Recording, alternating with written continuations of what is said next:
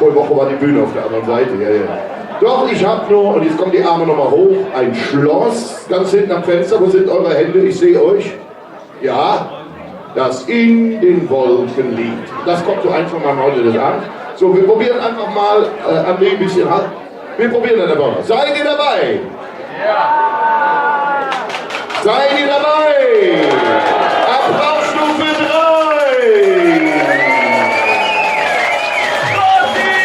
Nummer 2 natürlich. Nummer 2, ne? Aber das ist schön mit euch. Nummer 2. So, wir gehen das jetzt nochmal hin. Alles klar. So, seid ihr dabei? Das ist ja alles noch Übung. Applausstufe 3. Musik ab. Ja. Wiener Hitlerei. Nummer 2 bitte. Das ist Nummer 1, was er tut. Das ist immer noch Nummer 1. Die 2 ist ja, kommt ja nach der Nummer. Ja, und jetzt das. Und wir klatschen ein bisschen mit. Jetzt geht's los. Ich baue mir ein Schloss, das zwischen den Wolken liegt. Auf Mutti, du hast deine CD zu. Wir liegen heute im Glas. Und wenn die Himmel fällt, seid ihr noch da? Weiße Wolken ziehen an uns vorbei. Die Zeit bleibt stehen. Am Horizont geht die Sonne unter. Wir liegen lange dabei. Wir wissen beide nicht wohin. Heute Nacht und jetzt alle zusammen. Ich baue dir ein Schloss, das zwischen den Wolken liegt. Ich bin ein Pilot, der dich in den Himmel fliegt. Für dich tu ich alles und die Linke, alles was es nur gibt. Doch ich hab nur ein Schloss, das in den Wolken. So jetzt die Hände nach unten zur Laola-Welle, Achtung.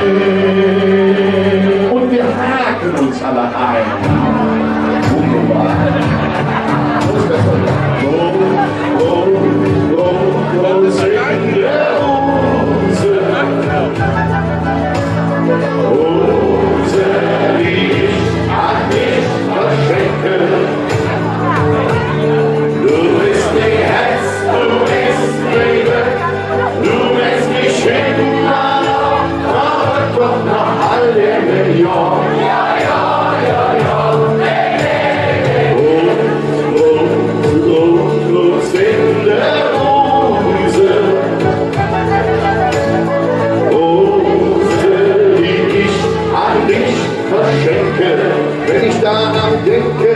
Du bist mein Herz, du bist mein Glück, du lässt mich immer noch. So, wir nehmen alle die Arme hoch.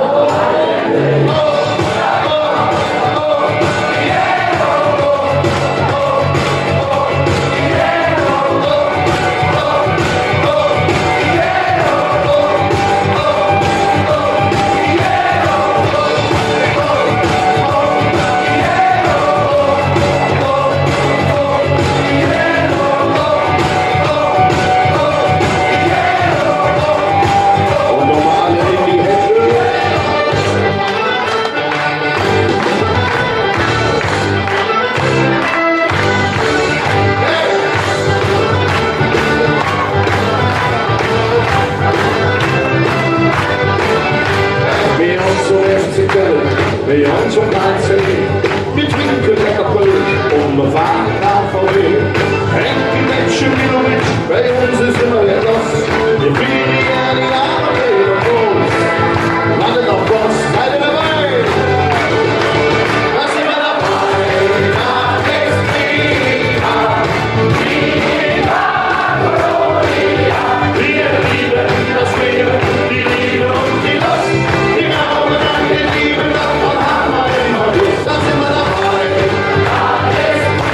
Wunderbar.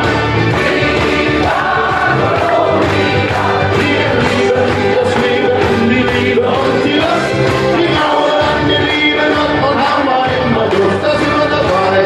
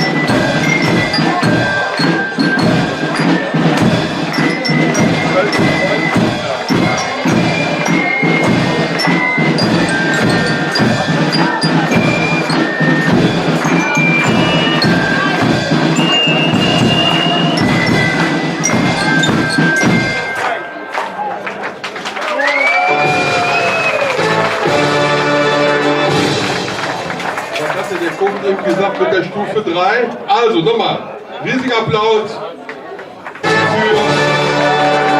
den Einzug der Kölschen Preußen und der Kindertanzgruppe Kölsche Domkurs. Ich darf die Preußen mal bitte nach unten.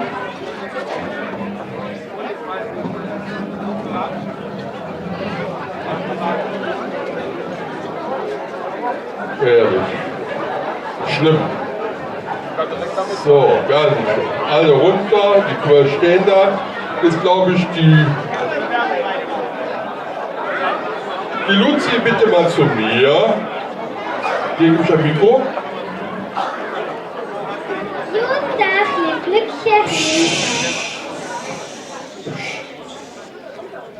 Guten Tag, lieb Flückchen im Saal. Wir sind die Kölsche Domkurs und das wir euch gern präsentiere, was wir das ganze Jahr gelernt haben. Lot euch das Spielchen an. Also Kurs, stell dich auf zum ersten Tanz.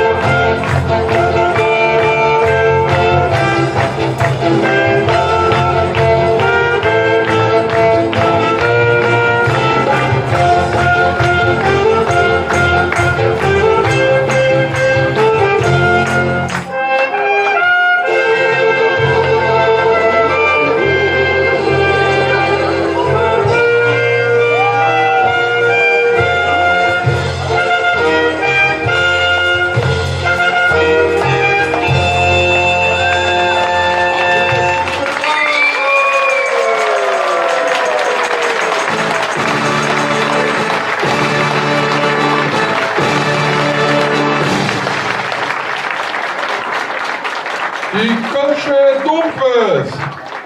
Nochmal.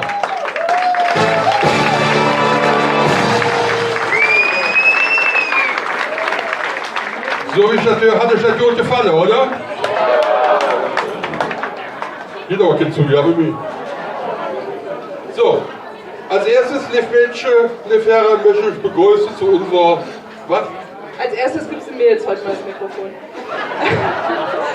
Alle, die mich kennen, wissen, dass ich nicht gerne das Mikro in der Hand habe und auch nicht gerne auf der Bühne stehe. Aber ich darf gerade mal den Freddy zu mir bitten.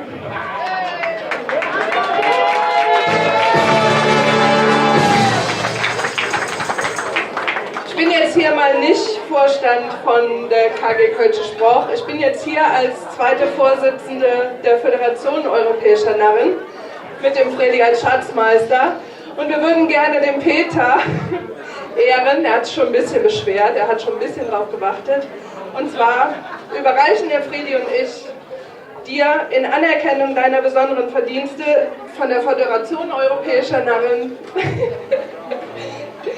den Narr von Europa in Bronze.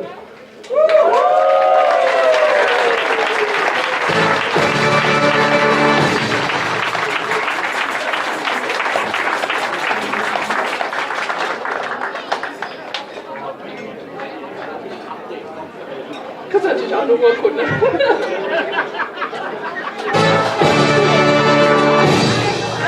Da der Präsident sich jetzt erstmal ein bisschen sammeln muss, könnte sie jetzt die Blumen holen.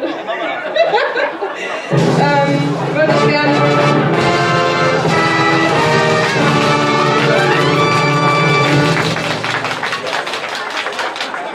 Ja, bin ich das erste Mal sprachlos, aber kann passieren auch. Darf ich dir die Urkunde geben? Dankeschön. Darf ich dir die Urkunde geben? So. Also nochmal, fangen wir noch an. Ich begrüße euch ganz herzlich, liebe Madame Schonnefer, zu unserer 4. Kneipensitzung der KG Kölsche Sprach.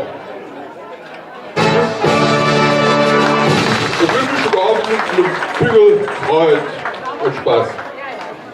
Gemäß dem Motto, uns Sprachs Heimat, haben wir wie immer unser Sessionsort entsprechend designt, der vorne bei den Damen der KG käuflich zu erwerben ist. Langsam. Ich bin immer noch sprachlos. Speziell dafür.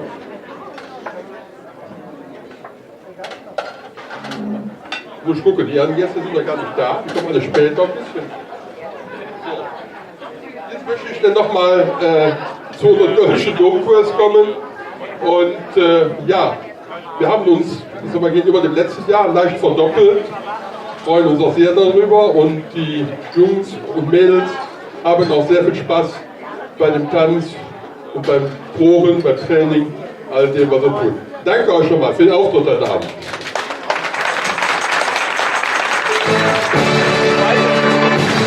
So, das geht natürlich nicht. Jetzt darf ich die Kölsche Preußen wieder auf die Bühne bitten. Zu ihrem Medley oder Medleys, wie auch immer. Bitte schön.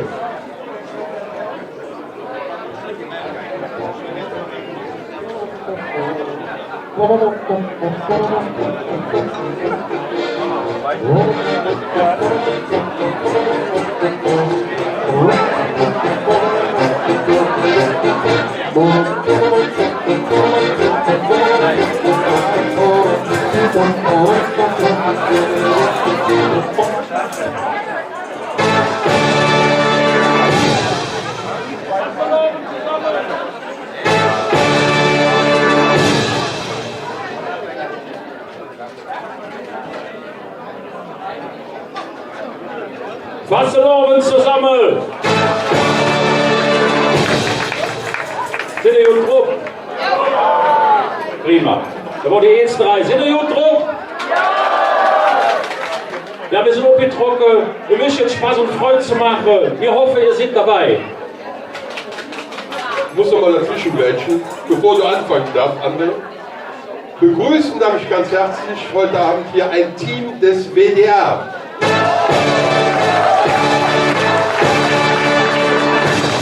Der WDR wird den ganzen Abend hier bei der Sitzung sein. Der wird auch ein paar Interviews führen, filmen.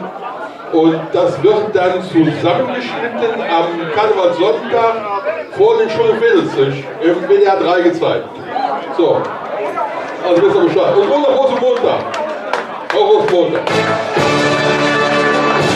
Euch Dankeschön. So, jetzt könnt ihr.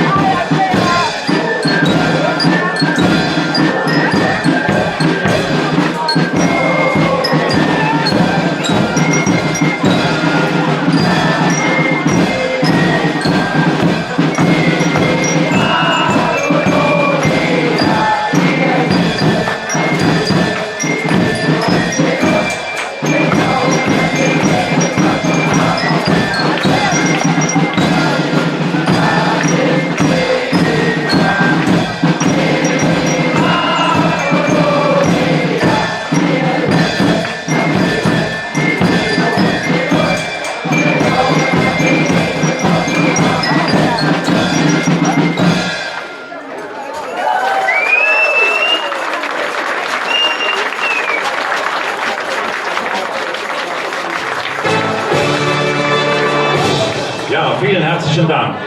An dieser Stelle wisst ihr, ihr gefallen. Sollen wir noch eine Klinge spielen? Ja! Dankeschön.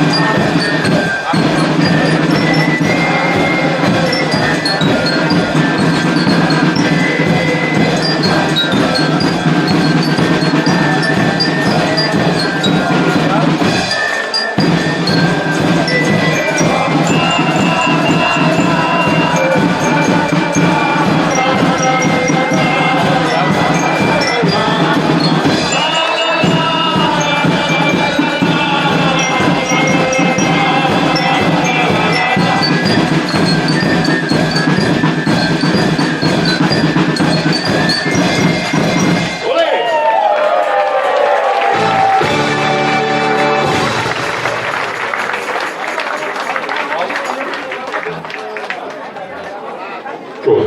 Ich komme. Der Preis ist gut. Bum, bum, bum, bum. So langsam mit Stunde. Ja, die Nachsendung So. verschieben sich um 10 Minuten. Genau. Das waren für euch, für Sie, die Kölschen Preußen.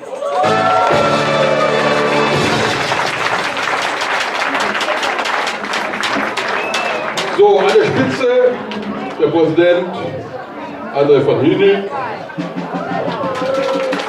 Daneben erste Vorsitzende, seine Frau Angelika von Hüning. Das mache ich normalerweise nicht, nur Hülk Marestadt, weil die hatten Hülk ihrer dresseste Hut sitzt da. Das ist doch schon mal, oder? Mein Happy Birthday kann man nicht singen, aber trotzdem herzlichen Glückwunsch. André, wie lange musst du noch? Wissen. Okay. So, auf die Kölsche Preußen, auf unsere Vaterstadt Kolonia vernetzte Dreifaches von Köln, vernetzte Köln.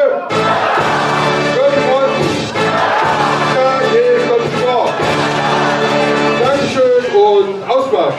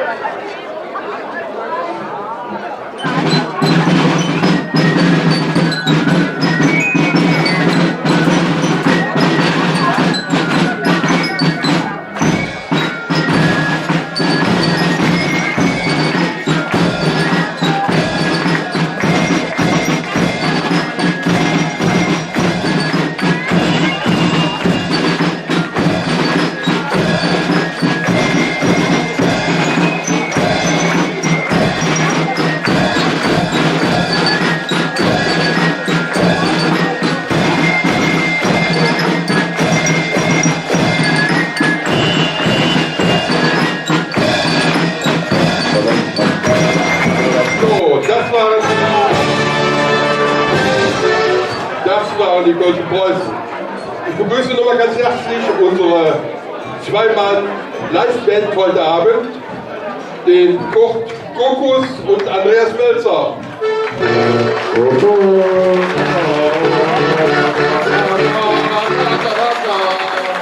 Schön, dass ihr da sind und super Auftakt heute vor der Sitzung und das Publikum schon mal so ein bisschen Schuh gebracht.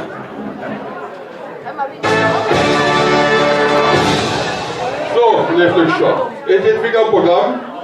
Jetzt haben wir ein bisschen Rede. Und zwar, das sind Kölsche Junge, die jetzt fußdick kriegen Ohr rein. Wursch und Wörsche, bitteschön.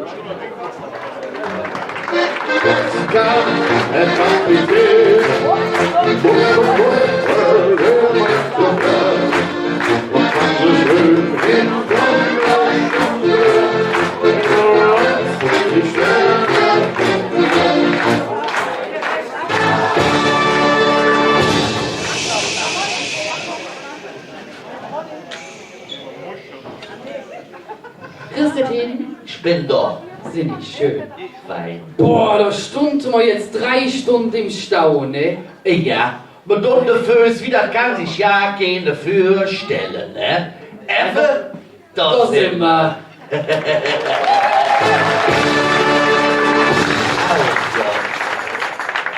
Ja, ja. Ich bin auch gut gesinnt, muss ich sagen. Echt? Ja. Ich auch. Schön, Ich auch. schön. Wieso bist du dann hier drauf? Erzähl uns. Ja, ich war beim Arzt, ne? Jeder der Jod? Ich bin stabil. Südmann. Ja. Also ich war beim Arzt, hätte mich verungesucht und er hätte mir gesagt, ich könnte jetzt mich saufen. Misoffe. Ja. Wieso das dann? Herr Mengi, ich hätte jetzt mit Platz im Ballisch drin. Wie hoch dort sieht man, Ja. ne? Und woher könnte der Platz? Er hätte gesagt, ich hätte eine Organverschiebung. Dann, oh Jan, was hast du? Eine Organverschiebung. Mein Leber ist am Arsch.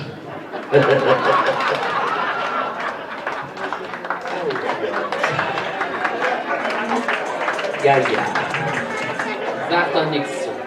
ob das so richtig ist, wa? Nee. Der wieder. Ja, aber bist du dann so glücklich? Ich? Ja. Wer in dem Trauerfall bei mir in der Familie, ne? Ja, sag mal, freut man sich doch nicht. Doch, pass auf, muss ich dir verklären. Ja. Mein Tante Röschen ist ja gestorben, ne? Ja. Und ich war der in der Familie, der sie am wenigsten nicht liegen konnte, ne? Da muss ich die Beerdigung machen. Du warst der sie am wenigsten nicht liegen konnte. Genau, und da muss ich die Beerdigung machen. Auch hier. Ja, ich sage dir, ne? Es fing schon bei der Vorbereitung an. Und Tante Röschen war ja so neugierig, wollte doch ihr Graf durchs Glas haben, um nichts zu verpassen, ne? Ja, sag ich doch, ne? Dann hatte ich meiner Schwester gesagt, es soll eine Kranz besorgen. Mädchen, ja Der so. gehört sich ja Ja. so, ne? Komm das so Brot mit in einem Blech Streuselkuchen an. Hört ihr auf, keine Kranz, mi.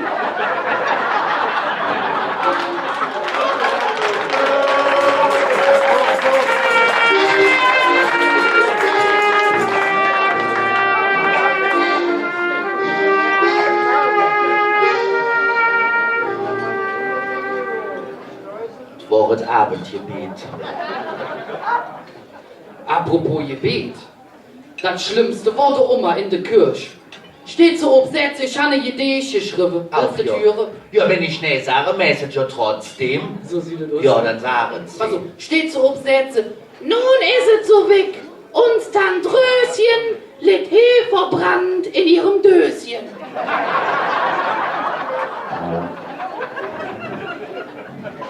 Ein Leben lang hätte sie gequalmt wie eine Ofen. Jetzt hätte sie es geschafft und ist beim Herrgott offen.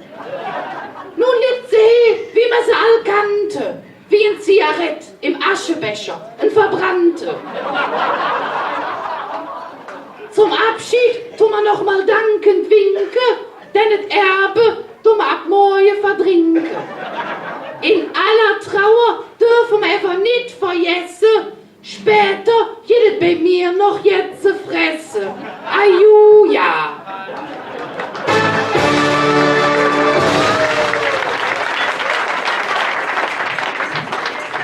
Sagen's. Das ist ja furchtbar. Wie kannst du dich denn so freuen bei so einer Beerdigung? Ja, ich han doch alles geerbt, Mensch. Oh, das freut mich aber auch. Kannst du direkt die Nüssele hin. der Und dann Bügel alles und wieder so. beim Kartenspielen mit meiner Schwester Ja, ja. verloren. Ne? Einfach nur wegen der gezinkte Karte da. Was? Ja. Die Schwester hätte Karte gezinkt. ich? Du, jetzt hast das ganze Erbe verloren, bist doch noch glücklich deswegen. Ich hab die Karte gezinkt. Ja, warum das, ja? Mein Tante hat 50.000 Euro Schulden, Mensch. Auch ja.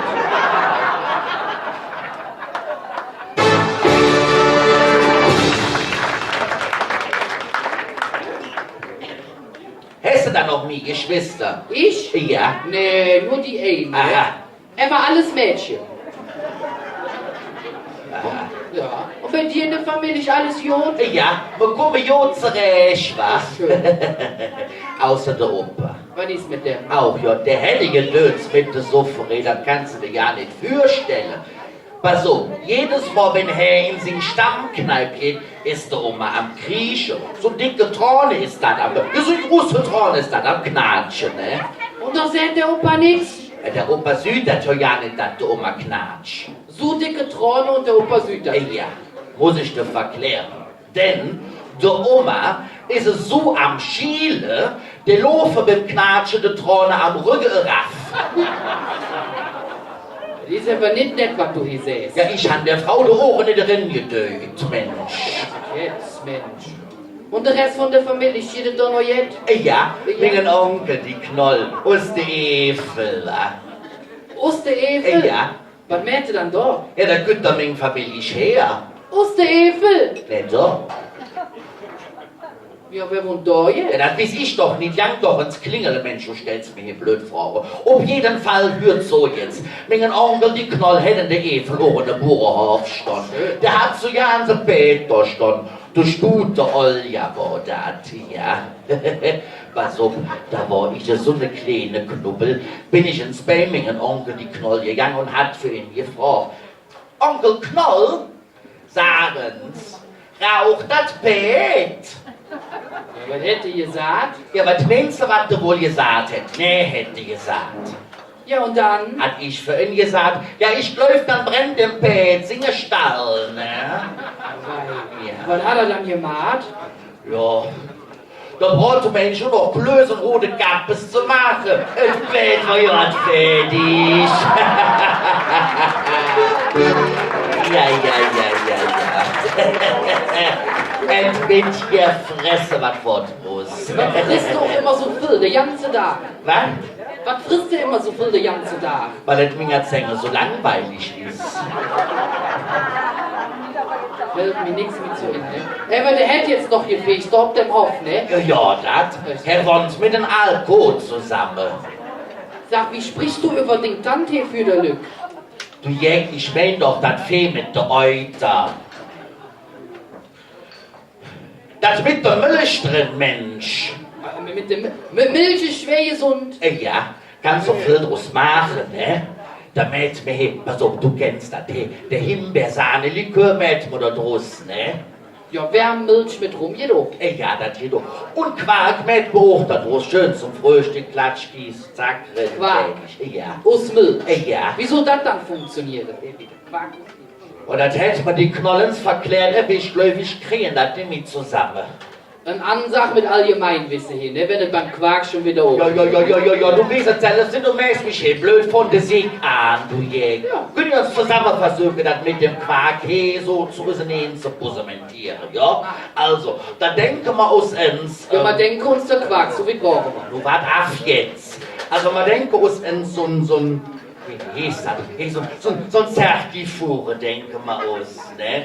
So ein Zertifuge. Richtig. Und die mit dann der Quark. Du wart af jetzt. So, und Boffen könnt die Milcherin. Warum könnt die Milcherin? Ja. Und wie könnt die Kuh auf die Zertifuge hat die Kletterstange oder was? Das denn jetzt möglich? Die Kuh könnt nicht auf die Zertifure. Nee, die Häuten oder Euter drüber. Ach, die Kuh hätte doch gar nichts damit zu tun. Wie die Kuh hat damit nichts zu tun. Einer muss doch für den Kies verantwortlich sein. Die Kuh wird doch für Herr Unge Molleke.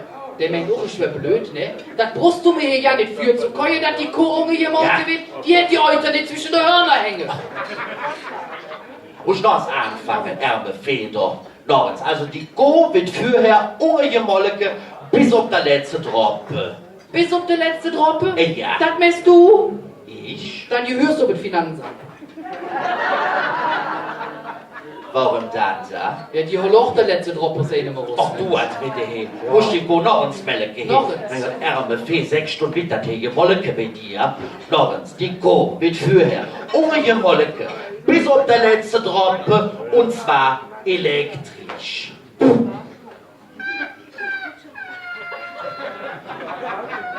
Hast du nicht gesagt? Ja, sagst, was lachst du jetzt wie so ein Aljeskan? Kriegst du dich jetzt ins wieder in? Dann was lachst du jetzt? Die Kuh mit elektrische Molleke, hier hat doch ja nichts zu lachen. Elektrisch. Ja, elektrisch. Wo hat die Kuh da den Steckdose, Mensch?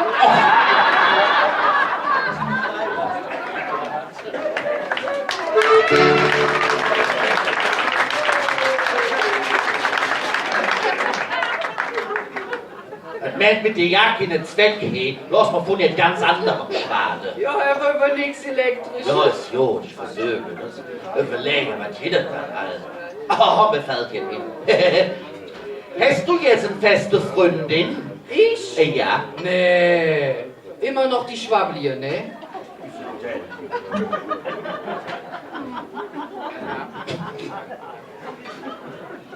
Jetzt nicht lachen.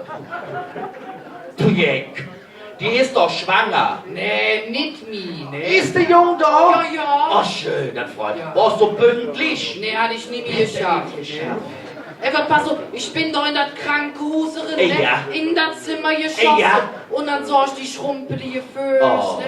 Das verknautschte Gesicht. Wie lecker. Die kletschige Haar. Oh, wie schön. Ja, und dann war noch ein kleiner Jung, ne?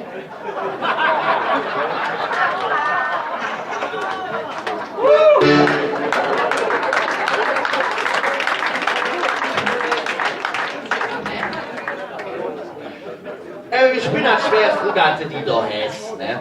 Sonst würdest du mich nämlich noch mehr auf den Nerven jagen. Ich bin ja eh schon so ein Schwachwesen, ne? Ja, du Schwachwesen. Es ist immer schön, wenn wir zwei zusammen sind. Oh ja. Ja. Also wenn ich mich da so dran zurückerinnere, wie wir zwei beide uns doch kennengelernt hatten, wa? Auch schön, war Ja. das, ne? Der war wie ich ganz neu in der Klasse, mal Hammer der Lehrer gefoppt, ne? Da, also ihr fragt, was die Mutter meint, ne? Ja, wie mich das hier vorhin hatte ich ihn angeladen und ihr sagt, Herr Lehrer, meine Mama sitzt in der Trinkerheilanstalt. Und dann Dinge Papa. Ja, Hesse ist in der Klapsmüll. Er verdient Antwort auf dieselbe Frage, wo auch nicht schlecht, wa? Also mich gefragt, wer mein Vater ist. Ja. Ja, hab ich gesagt, das weiß ich nicht, ne? Meine Mama meint immer, ich könnte doch vom Essel sein. Da geht es ja nichts zu lachen, echt nicht. War nämlich schlimm damals bei denen. Die hatte sich nämlich verladen, holen wir dem Jungen jetzt ein Kinderbettchen oder kriegt er einen Stall? Nett ist er bitte. Ja. Aber da wusste ich, dass mir mit dem der Schulzig ja nicht so lang vorküht, ne? Ja, die ging ja auch nicht mehr lang da noch. Ne, stimmt, brauchen wir Erholung. Ja, war mein Urlaub. Oben einer Wallfahrtstour sind wir gewesen. Von der Rheinquell bis in unser wunderschönen Köln, ne? Ja, aber der Start wird wieder eine große Katastrophe mit dem, eh? Mit mir? Ja, das mit wem das sind. Wieso das dann jetzt schon wieder? Ja, du, ihr hat's mir doch nicht gesagt, dass wir getrennt voneinander los schon. Stundig Dombies und hat mit Fütsche abgefriert. War froh, wie wir nachher zusammen waren. Sind wir dann mit dem Kanu über den Bodensee, Treck Richtung Basel. Sag ich nicht, mit dem mache ich das nie mehr. Ja, warte. Ich hat mich doch aufgeregt. Du? Ja. Ich saß vorhin in dem Kanu und war in der Luft am Paddeln. Nicht du. Ja, ich wollte hier die ganze Arbeit machen. Du winterlichen Wo kommt der dann jetzt her? Bist du irgendwo drauf getroffen? Wem gehört sie nicht? Wo waren wir denn jetzt? Jetzt hätte ich kaputt gemacht. Ich, arme Junge, wollte hier die ganze Arbeit machen. Du winterlichen Fressklötsch. Ich hing so hoch in der Luft, ich bin mit dem Paddeln ins Wasser dran gekommen dort. Ja, und jetzt? Da fress jetzt wie ein Hümmer mit Dingen im Theater ob. Ich wollte mir nämlich doch in dem Kanu eine Schnorchel an, weil der doch nicht so viel wie ich hätte. Komm mal früh wie so U-Boot. Und ich mach ja auch schon Diät. Du, Diät? Ja. Der frisst bei Weight Watchers an einem Tag mehr Punkte wie der FC Bayern in den letzten 30 Jahren gesammelt hat. Diät. Auf jeden Fall sind wir dann irgendwann in Basel angekommen und da kommt da so eine kleine Kappes zu uns. Sagt er, lucht euch mal die Predigerkirche an, oder? Ja, waren schön Dinge, die Kirche. Und haben einfach nicht lang drin liefen. Schmottböcke, hat Heimweh noch so. Sind wir dann direkt wieder nach Karlsruhe getroffen. Ach, hör mal auf mit Karlsruhe. Da war das so heiß, da ist mir der Schläf, sag ich an, der Schwese oben gelaufen. Und Drüsch waren da. Drüsch? Das nennt der Drüsch. Da waren so Drüsch, da sind die Böe der Hünginge hergelaufen. Ja. Hey, und dann dusselt ihr von der Fächerbrut. Wollte ich mal sich eine Fächer kaufen. Hätte er immer mit ihr Fächer, war das Ding halt kaputt, ne? Da könnt ihr mal bleiben. Da bin ich bei der Stuss hier von der Fächerbrut gegangen und hat mich direkt beschwert, weil das Ding beim ersten Mal benutzen kaputt gegangen ist. Lutert mich doch an und freue ich mich, wie ich den benutzt habe. Was ein blöd Frucht das war, ne? Ja, hatte ich den drauf, Bürsch an der Gas das dafür gemacht, ich das Ding klein drehe Hand. Seht das doch für mich. So können sie unsere Fächer aber nicht benutzen. Konnte ja nichts mehr sagen, ne? Hatte ich gefragt, ja, wie soll das denn sonst funktionieren, ne? Nutze mich an und sagt, sie müssen den Fächer stillhalten und mit dem Kopf schütteln.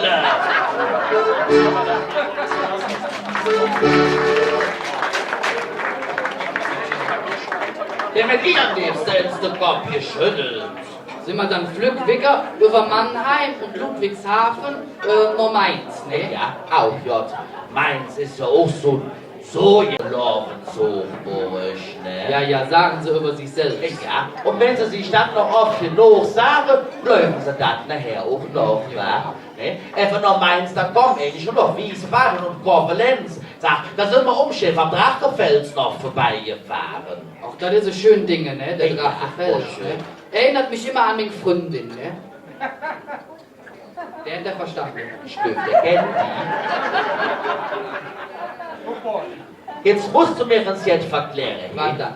Wie kannst du mit deiner Freundin so glücklich sein? Das liegt am Drachefell, sag ich doch. Das verstehe ich nicht.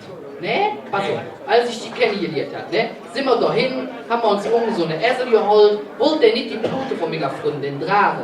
Hat meine Freundin der Esel angelot und gesagt, 1, und dann ist der Esel gelaufen, ne? War das eine Quatsch, wa? Sag ich schon, ne? Ein paar Meter später hat der Esel meiner Freundin voll in den Futt gebissen. Oh, hat der immer viel zu beißen, wa? Sag ich schon, irgendwo. Da hat die der Esel angelot und gesagt, 2, und dann ist der Esel gelaufen. Wie? Auf ihn angekommen. Boah, der hat der Esel meine Freundin getroffen. Und da bist du glücklich wurde. Der doch noch nicht, Immer ne? noch nicht. Der hätte die der Esel angelot und gesagt 3 und paf hätte die der erschossen. Ah, Ja, das arme Esselchen. und er mit dir. Einfach so So. kaputt. Ja, sag es, sie kann doch nicht so ärmliche einfach kaputt machen. Ja, hab ich auch gesagt. Ja. Lud sie mich an und sagt 1.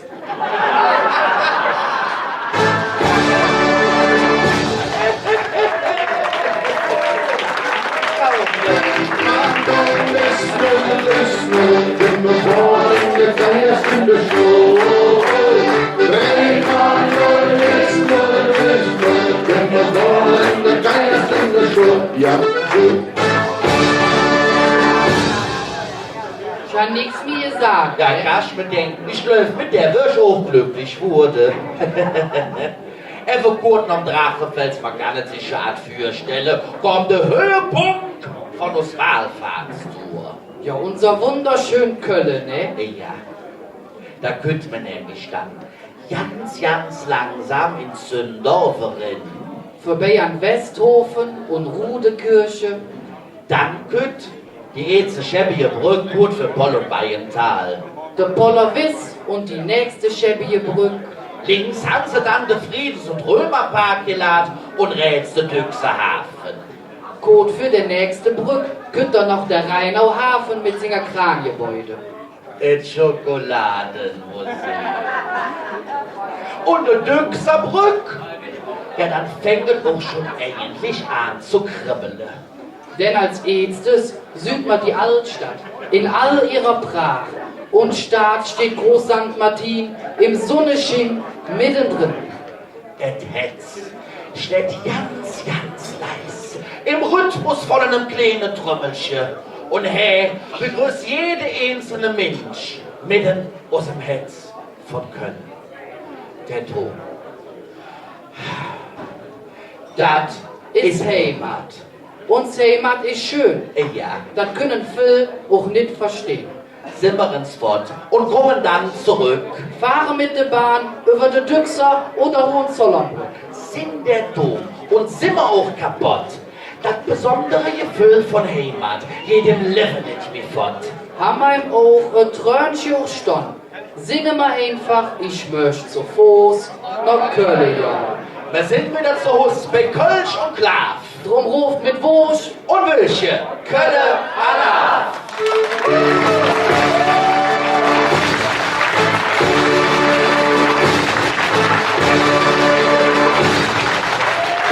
sonst in der Nacht in Köln, den Gorge hört dahin. Was zum Leben so anders, dann fängt noch einer Sinn. Wir lassen den Gorge in Köln, denn dort ist Jesus. Und auf singen alle was, wie fehlt und Joden Schuss.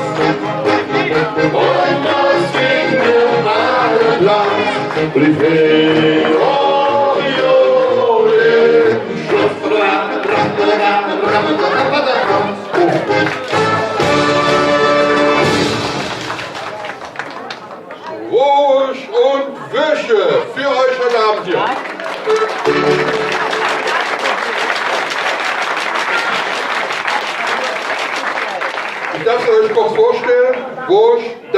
Kapitenen.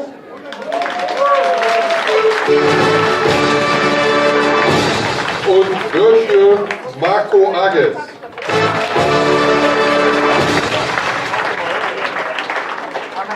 Für euch den Orden der Gesellschaft, ist das so? Oh, nicht durch. Und für dich, Dankeschön.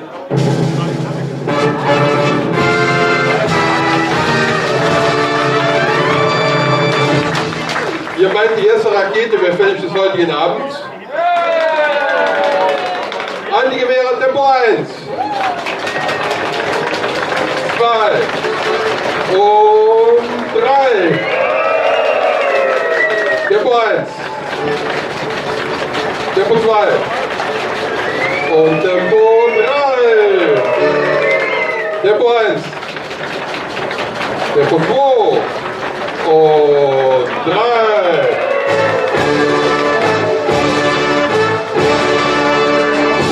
Auf Wursche, dreimal von Hetze. Kölle! Kölle! Dankeschön und Abfahrt.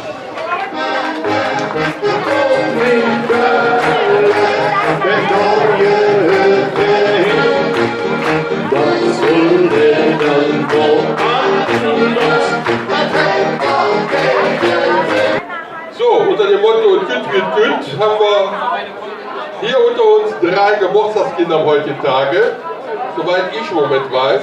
Das ist einmal unser Mitglied Jürgen Abel, wird heute 54. Dann Frau Laurenz wird 55. Seht euch auch mit der Dame nicht mehr, aber wir sind ja bei uns. Und die Irma wird 60 Jahre alt. Herzlichen Glückwunsch Happy birthday to you. Happy birthday, happy birthday, happy birthday to you. Ja, herzlichen Glückwunsch schon mal und auf die 3 ein Dreifaches von Hetze Kölle. Geburtstagskinder. Kölle. Dankeschön. So, als nächstes ganz genauso gerne hören wir sie auch alleine, nämlich Domhetze Nadine. Einmarsch!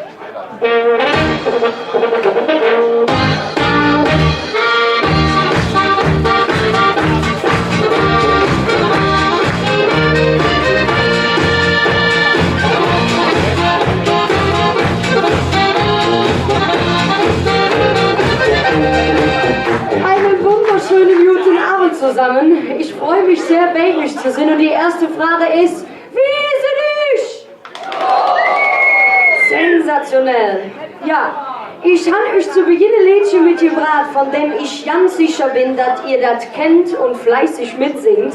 Das Lied heißt Ever dich, geht es nur einmal für mich. So ist es.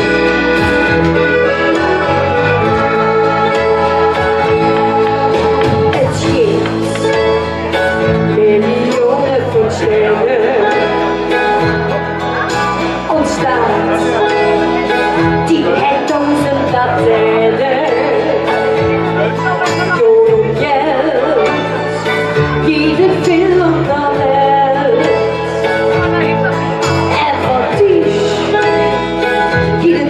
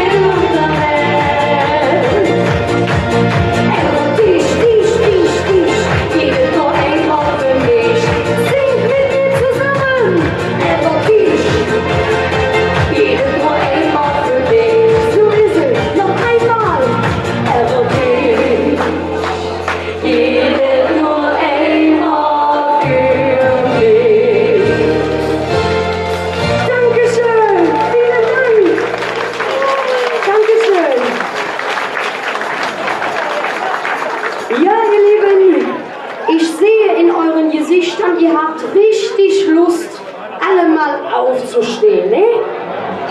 Ja, oh, und das ein Mann, das ist ja Wahnsinn. Du bist direkt aufgestanden. Von wem bist du erzogen worden?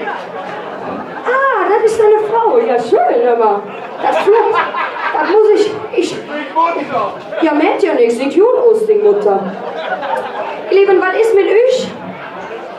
Komm, ihr seid doch sportlich. Ja, Schatz, ich habe nicht gesehen, du stehst. Das ist super. Ihr da hinten, was ist mit euch? Hallöchen. Sehr gut. So, ihr Lieben, zusätzlich zu dem, dass ihr jetzt steht, packt ihr euch links und rechts in die Armsche, so wie man das in Köln mäht, ne? Und dann geht das Spielchen von links nach rechts, von rechts, ihr kennt das, ne? So, meine sehr verehrten Damen und Herren, bis ganz noch hinge ist das Stapelhaus und Schunke. Herrlich. Hallöchen. Wunderschön. Et ganze Jahr zu jeder Zeit für Menschen et noch keine zwei. Sie willen alter Tor. Hier sind, ist klar, der ist ja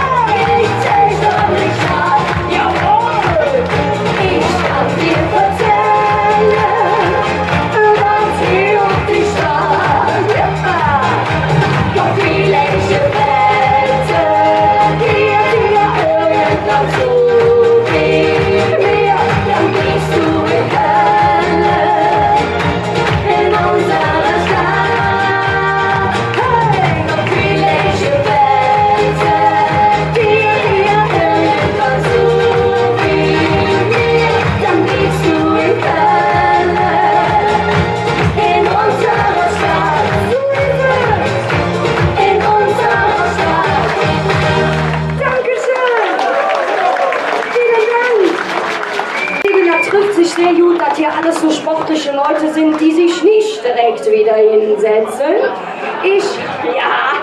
Ach, da sitzen sie schon. Mein Gott, das ist kostenloses Aerobic, was wir hier machen, Freunde. Ja, merkt nichts. Bleibt sitzen, ich regel das gleich. Das ändern wir gleich. Lieben, ich habe euch noch ein Liedchen mitgebracht und dazu muss ich kurz sagen, wir singen ja Hücke bei der richtigen Gesellschaft, würde ich sagen. Und auch das Motto von der Session, uns Sprach ist Heimat.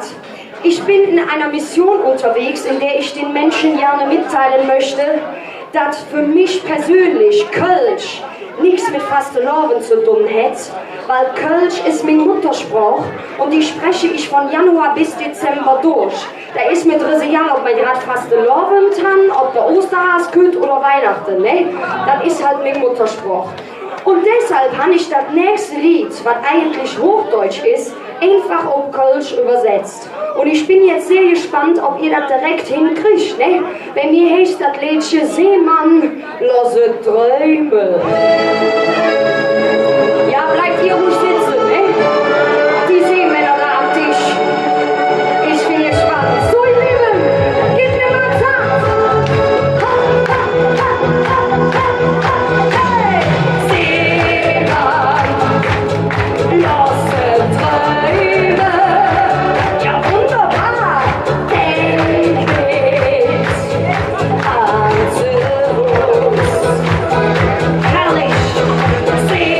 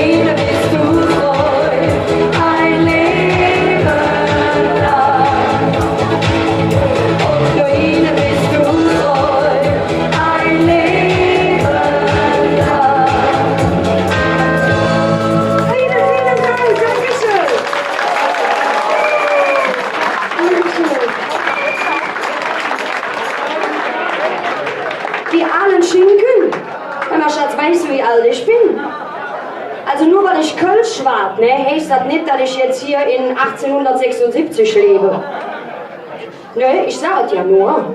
Ich habe dir jetzt Neues mitgebracht, jetzt ganz Neues. Ich bin gespannt, ob das vielleicht zu schwungvoll für dich ist, aber ich glaube nicht, wenn ich dich so will. Ich glaube, ihr könnt jetzt den Hüften sagen, dass sie die Ekstase rauslassen dürfen, ne? Vor allem die Mädchen, denn das nächste Lied, das ist Kölscher Schlager, ne? Und das Lied heißt Ich han mir Glück gefunden. Ich han Glück gefunden und da bist du. Ich kann es ja nicht geben und nach die Augen zu fangen zu fliehen mit dir. Bin ich dankbar dafür, dass es dich gibt. Ich hätte nie gedacht, dass ich mich noch dazu verliere. Und in die Nächste, ich bin zu leicht und ich würde mich zu freien von dir. Ich brauch den Gefühl, ich lebe den Moment, im Hier und Jetzt die Welt. Ich hab nie Glück gefunden, das bist du. Kann es ja nicht glauben, mach die Augen zu. Keine zu viel mit dir. Bin ich dankbar dafür, dass es dich gibt. Ihr Lieben, ich hab mal eine Frage. Wo sind die Kölsche Junge? Ach du lieber Gott, ich hör's mir ja nicht. Glück in der Hand, du bist jetzt wahr. Das ist die Chance, fang doch noch abends früher an. Jedes Ende mit der Anfang Sinn und bald schon weißt du, alles endet sind mit dir. Ich hab nie Glück gefunden, da bist du. Kann ich ja nicht glauben, mach die Augen zu. Fange zu fliegen mit dir. Bin ich dankbar dafür. Glück gefunden, da bist du. Kann ich ja nicht glauben, mach die Augen zu. Fange zu fliegen mit dir. Bin ich dankbar dafür, dass es dich gibt. So, ihr Lieben, ich hab noch eine Frage. Wo sind die Kölsche Mädchen?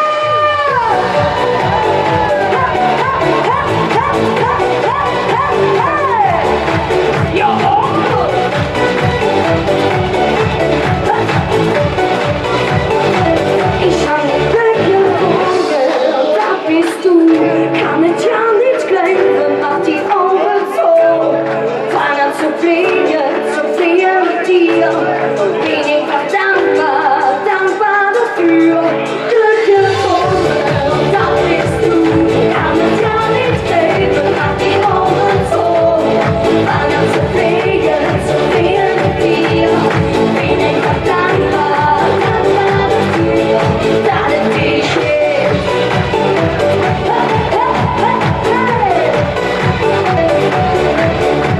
Ihr Lieben, das ist Kölscher Schlager. Ich hab nie Glück gefunden. Vielen, vielen Dank, Dankeschön. Vielen Dank. Zugabe? Ah, geht noch.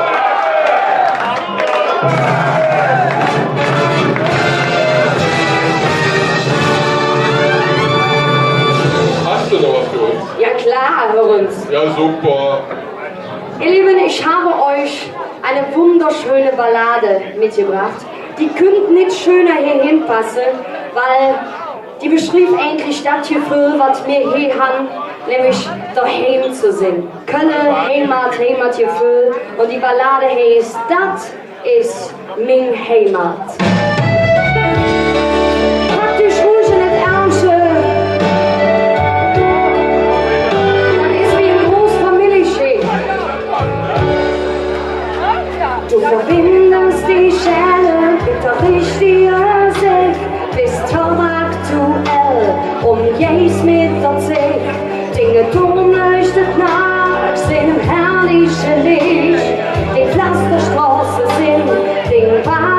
Ostsee. Das ist mein Heimat, edelig sind. Das ist mein Stadt, sehr gereich sind. Das ist mein Heimat, die Herz, meine Puls, meine Sinn. Edelig zu Hus, ganz egal wie ich bin, du mein Heimat.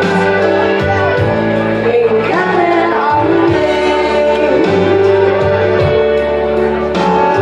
So manches Mal bist du ein bisschen verrückt, verbindest Kulturen in einem offenen Weg. Aber so bin ich den anderen blöd, doch dann sehen wir schon am nächsten Tag weg. Das ist mein Heimat, ewig sind. Das ist mein Stadt, sehr gereich sind. Das ist mein Heimat, die Herz, meine Puls, meine Sinn. Ewig zu Hus, ganz egal wie ich bin, du mein Heimat. Mein Kalle am Weg. Ja, ihr lieben Kölner, das ist uns Heimat. Aber Heimat hier überall auf der Welt. Und deshalb singen wir zum Schluss für alle Heimaten dieser Erde gemeinsam. Das ist mein Heimat, ewig sind. Das ist mein Stadt, sehr gereich sind. Das ist mein Heimat, mein Herz, meine Puls, meine Sinn. Ewig zu Hus, ganz egal wie ich bin, du mein Heimat. Und nochmal mit euch, das ist mein Heimat, ewig Sinn. Das ist mein Stadt, sehr gereich sind. Das ist mein Heimat, mein Herz, meine Puls, meine Sinn. Ewig zu Hus, ganz egal wie ich bin, du mein Heimat. Mein Kalle am Weg. Mein Kalle am Weg. Ich bin stolz, ein Kölsch Mädchen zu singen. Tschüss zusammen, macht Jod!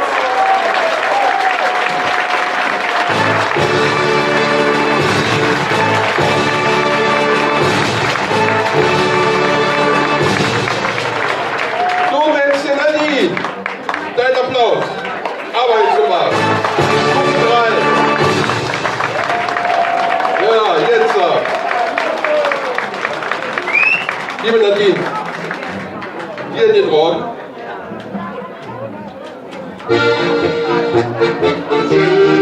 Klatschen.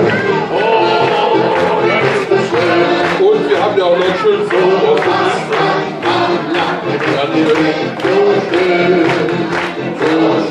Ja, ja, ja. Oh, bist du schön. So was hat man lang nicht gesehen. So schön. So schön sieht's aus. So, ich würde sagen, für dich, zweite Rakete. Ja, und was habt ihr davon? Zweite Rakete für den Nadine. Angewehr Tempo 1. Tempo 2. Tempo 3. Tempo 1. Tempo 2. Und Tempo 3. Und nochmal Tempo 1. 2. Und 3. Auf das Grundhetzchen Nadine, ein Dreifaches von Hetze. Bitte. Danke, Kölschen Spruch. Nadine. Dankeschön. Und Ausmarsch. Wie bist du schön. Oh, wie bist du schön. So was hat man lange nicht gesehen. So schön. Als nächstes darf ich Ihnen ankündigen, was ganz besonders im Kölschen Karneval so, sag ich mal, das Urgestein der Redner mit. Und zwar eine Kölsche Schutzmann. Einfach.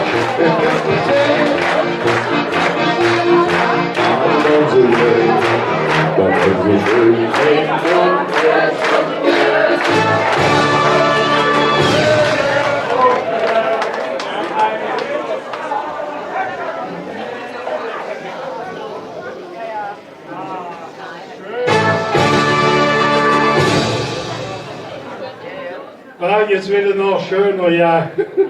Ich begrüße Sie auf das Herzlichste, meine hochverehrten Damen und Herren. Endlich eine Gesellschaft, die Kölsch spricht, ne?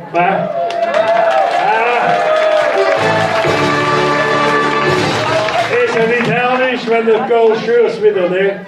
Ich nehme an dem Jötsen, ich verstehe mich nicht so um ihn, ne? Nee, small, ne? Da stehst du auf der Bühne wie ein Ausländer mit Kölscher Migrationshintergrund. Ach, ne, dann hast du ja die ganze Puppe gehabt da, ne? Die hast du ja alle in die Ätzerei sitzen, die Freiwillige sehe ich da, ne? Ja, ich lade dich extra an, ja. Da schönen sie sich das teure Zeug in den Bunkeren, ne? Was süß im Einlauf, sauer im Abgang, ne? Ich sag, wenn der Herr J. Suchenhung so vermögt, hätte der heilige Mess schon längst auf Domkölsch umgestellt. Oder nicht? Das schaust du mich so böse an, Liebchen. Störst dich bei den Zwiebeln? Ja. Aber was wir Kölsch natürlich lernen müssen, früher, ich komme ja schon aus ein paar Jahren, ist das ja schon her, sind wir Kölsche, wenn wir am Schober auf der Straße jagen. Gemerkt hat kein Somi. Deshalb sind die Politiker auch so Gäste, die machen ja den größten Driss, ne? Wenn sie wissen, da merkt keiner jetzt. Ne? Nur die ganze Klüngel an, ich habe so einen Hals. Ne? Ich mache nachher eine kleine Sammlung für der Martin Börschel. Ne? Ja. Der bezahlt jetzt schon doppelte Hundesteuer, wenn er sich beim Klüngel in der Wolf gelaufen hat. Ne? Da küssen wir die Tränen an die Dünneste da, ne? Alles im Keller rumhantieren, im Hinterzimmer. Wie willst du eine vortreten, der keine Arsch in der Butze hat, ne? Ja, ich kann nicht das sagen. Ja, ich kann nicht das sagen, meine Damen und Herren. Wir werden regiert von Restgehirnen aus der Römerzeit. Nach dem Kölschen Motto, was Jücken uns schulden, was Jücken uns kosten, in Köln kriegt jeder Arsch eine Poste, ne?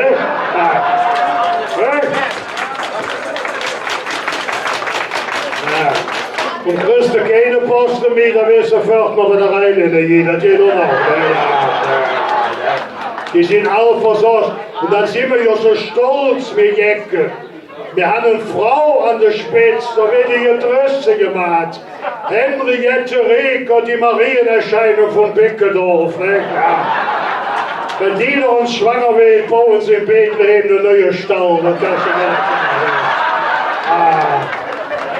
Mann, du. Ist ja nicht furchtbar. Das ist aber auch noch von morgens bis abends am Jammern. Ne? Wir müssen den Bürger ins Boot holen. Reker Schköm, ja, wenn sie aussteigen. Ne? Ja. Mit Frau Reker am Ruder würde die Titanic auch im Eiscafé versoffen. Das kannst du nicht. Und alles kritisieren der Güte. Unser Landeschef, ne? Der ewig am Grinsen ist, der Laschet, der tötet dem Rekers alles in den Füßen. Ne? Können Sie Schluss halten, weißt du, wie schwer das ist, wenn der Herr Führer steht und hinten wird geschwart. Dankeschön. Sind wir nicht böse, aber ich weiß immer, dass man sich da nicht gegen wehren will, wenn da so ein paar Pappnasen sind, die am Schwaden sind. Aber ich erlaube mir das in meinem Alter zu sagen. Ich bitte da um Ruhe. Dankeschön. Ja, wo wollen wir dran mit den Regners, ne? Ach du lieber Jan. Ich meine, die anderen sind ja nicht besser, ne? Gucken Sie die CDU, da hörst du nichts mehr von den Köln. Hörst du da nicht von? Jede Bemerkung über die Kölner CDU bedeutet Störung der Totenruhe, sag ich. In Köln stand die Wiege der CDU, jetzt stellt man noch den Sarg dazu. Und was ist mit dem Regen, dann jetzt haben sie, jetzt wissen wir wieder nicht, geht die U-Bahn über die Erd oder geht die Hunger? Ist ja verregt und tun sie mir nicht gefallen. Setzen sie sich jeden Morgen 2 Stunden in der Kölner Zoo für ein Erdmenschengehege. Die können wenigstens so einen Tunnel bauen. Aber nicht. Immer dasselbe durch KVB, keiner verarscht besser, sag ich immer. Ne? In Bonn heißen die ähnlich, die SWB, Stonwade, Blöd, Lure. Ne? Kannst du nicht wieder, da kriegst du ab. Ich sage immer, Frau Reke, holt sich nicht der ganze Interesse nach Kölnerin. Wir sind Zoo. Ne, ich nehme nur aus der Zoobrücke, Sie werden das nicht glauben. Ich habe einen Kumpel, der hätte Hochzeitsreise ohne Trennungsjahr, ein und demselben Stau gestanden. Wenn du los mir sagst, ich höre zu Hübner. Ja, das ist Köln, da kannst du nichts mehr machen. Aber die Grüne, hast du das von den Grünen gedacht? Dass die sich so ja die Tisch bis oben voll machen. Nee, was hätte Frau Jahn gesagt? Sie hat also den politischen Kompass verloren. Der Weg, um an 150.000 Euro zu kommen, der hätte sie aber direkt gefunden. Aber die Grünen kommen immer auf, das ist auch alles dummer verzerrt. Die sind genauso wie die anderen auch. Nimm doch die auf Bundesebene, was die für Typen da rumlaufen haben. Ne? Ist ja nicht vorstellbar, wie heißt der da, dem Rapunzel, seine Bruder, der mit den langen Haaren, der Anton Hofreiter. Der Anton, wenn der noch Friseur geht, der sagt nicht waschen und nähen, der sagt mähen und vertikutieren.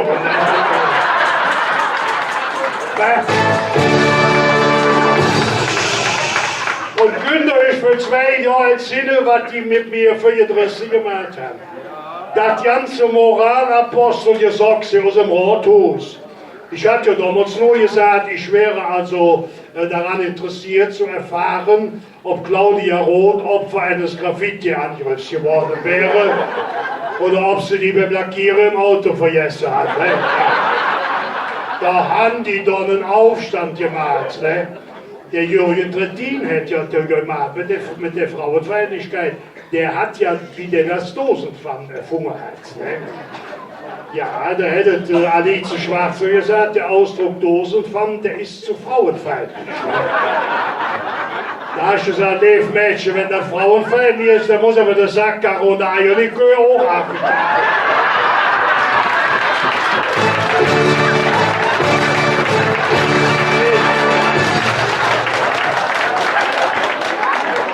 Ja, du lachst, hast ja recht, ne? Ja. Aber uns hilft ja keiner in Köln, nimm es die Kölnische Justiz. Ich war 42 Jahre mit der Schmier, ich weiß, was in Köln mit der Justiz läuft, ne? Mittlerweile kriegst du schon Haftentschädigung, obwohl du noch ja nicht gesessen hast. Ne? Oder könnt ihr euch entsinnen, wie der widerliche Uli Hoeneß, ne? Für 10 Jahre in München in der Blech gegangen ist. Da habe ich gesagt, Hoeneß, das bist du selber schuld. Du hast das Schwarzgeld besser bei der Staatssparkasse Köln angelegt. Da säßest du heute im Vorstand. Ne?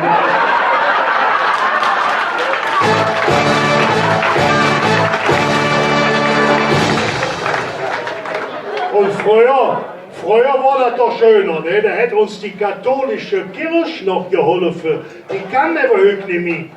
Nee, die haben ja einen Skandal am anderen, jeden Tag geht Neues. Nimm doch nur so eine Beichte. Ne? Setzt der Sünder jetzt da drin oder setzt der draußen? Ne? Ja, ich weiß es nicht. Ne? Früher war hier empfehlen noch Zucht und Ordnung. Ne? Für die ganzen Kardinäle. Da haben die Domdorf Kacke ingestellt, wenn der meisten über die Hochstraße kommt. Ja. Ja. Weißt du? Ja, lachen aus, das ist ja nicht schädlich jetzt, ne? Ja. Was süß du dann ich kriege das ja immer mit vom Rosenborn, so, wenn ich von da die Lücke verloren am Dom.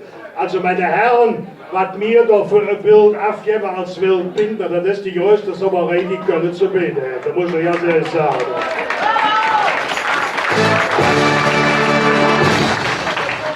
Aber auch hier hat Frau Reker Abhilfe versprochen. Das mäht die folgendermaßen: in Köln kostet Wildpinkeln 80 €, in Bonn 40. Jetzt setzt die Stadt Köln Pendelbusse ein.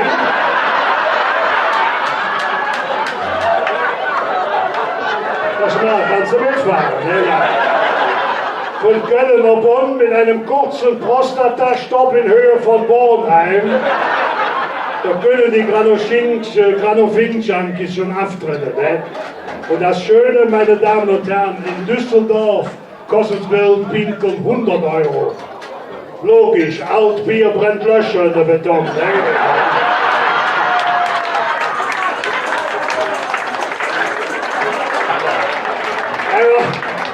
Aber wie gesagt, meine Damen und Herren, Sie können sich ja entsinnen, wie der Kardinal Meissner, der Mähdrescher Jottes noch unterwegs war. Da habe ich den Sonntagsnachmittags Besuch. Ich denke, mussten Sie jetzt machen, beim Suchen, was der Alter mäht daheim. Ne? Ja, Sie werden das nicht glauben. Ich habe mir dann geschellt, kommt die Frau an der Tür. Ne? Ja, ich sage, Frau Meissner, kann ich den Joachim sprechen? Setzen, das geht nicht, der ist mit den Kindern beim Christopher Street.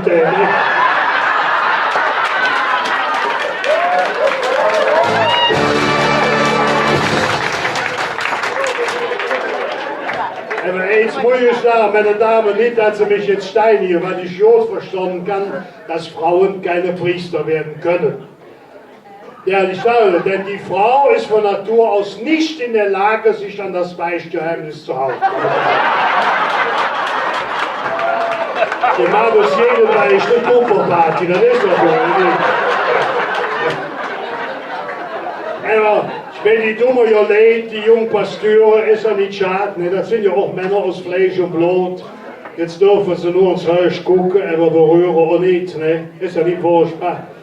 Warum nennt man denn nicht die Möglichkeit geben, zwischen der Frühmesse und der Abendmesse eine kleine Erotikmesse zu besuchen? Da kann er wenigstens mit eigenen Augen sehen, was beim Zölibat alles durch die Lappe gegangen ist. Ne? Ja. Aber da haben wir nichts mit am Hut. Wir haben ja heute in ihrer Gesellschaft, das ist ja nur hauptsächlich das Motto dieses Jahres. Ne? Ich bin ja froh, dass es so geht. Ich muss ehrlich sagen, ich wusste das bis jetzt nicht. Ich wusste das wirklich nicht. Ne? Aber die kölsche Sprache, da müsst ihr uns vorstellen, die ist vor Jahren von der Bild-Zeitung als unerotischster Dialekt bezeichnet worden. Ja. Ja, dabei wurde doch die kölsche Sprache seinerzeit in potenzschwachen Städten wie Leverkusen, Düsseldorf, Mönchengladbach als Triebverstärker eingesetzt. Hätte mir damals schon statt Latein Kölsch gesprochen, würden uns die 11.000 Jungfrauen niemals unberührt durch die Lappe gegangen.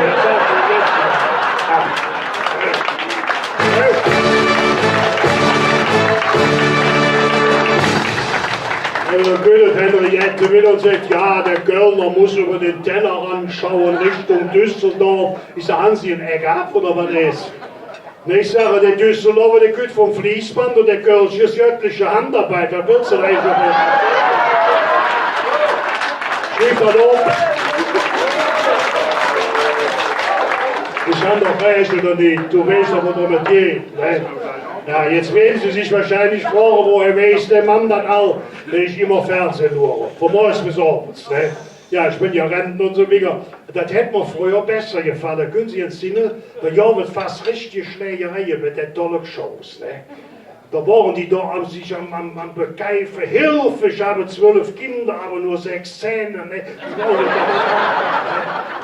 Heute hast du dann der Lanz abends, ne? Der geht mir auf der Nervsache. Früher war der Kalmund bei dem wieder. Ne? Hätte sie gesagt, aus seinem Hosenjürtel wurde in Leverkusen der erste Kreisverkehr. Ne? So wie es immer schon. Ne? Und ansonsten hast du ja von morgens bis abends nur noch Rudelkochen auf allen Kanälen. Ne? Wird ja nur noch gekocht. Weißt du, wenn man schwer auf der Sack geht, wenn ich das sagen darf, das ist der Horst Lichtner. Ne? Der meint ja immer, wir wären kleine Kinder, ne? Gnädiges Fräuschen, ihr Fläumchen ist ein Träumchen. Horst Lichtner, ne? Der Schnäuzer des Grauens, sag ich immer. Und da war doch früher ganz anders mit die Kocherei mit, die ganze Familie durcheinander. Früher hätte Oma eine schöne Brate gemacht, da haben wir alle dafür gesessen und Spaß gehabt. Wenn du heute eine einlädst, musst du ins anrufen für, ist das eine Vegetarier? Ist das eine halbe Vegetarier? Frisst der nur halbe Hähnchen? Ist das eine Veganer? Die schlimmste kommen ja noch, die vegetarische Veganer, die essen ja nichts. Die ernähren sich ausschließlich über die Dunstabzugshaube.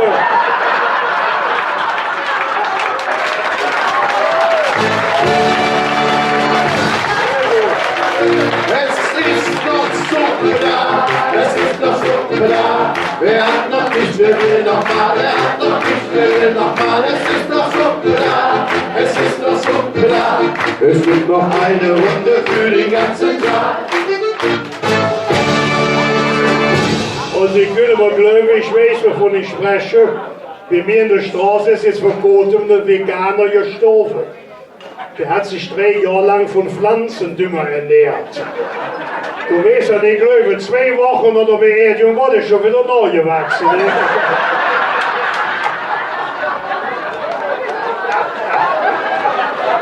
Der gefällt mir selber so gut, der erzählt was nach 3 Monaten.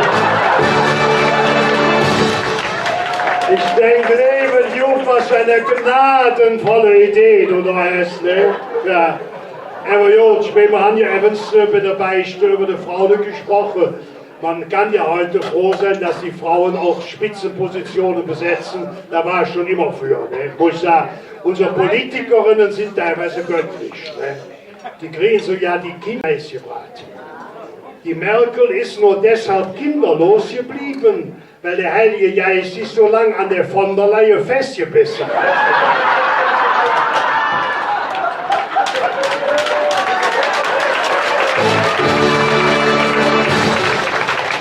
Und dann hast du ja teilweise, meine Damen, sind Sie ehrlich, durch die ganze Lifterei und der ganze Scheißdreck, was da gekauft wird mit der Orangenhaut, das ganze auch vergessen.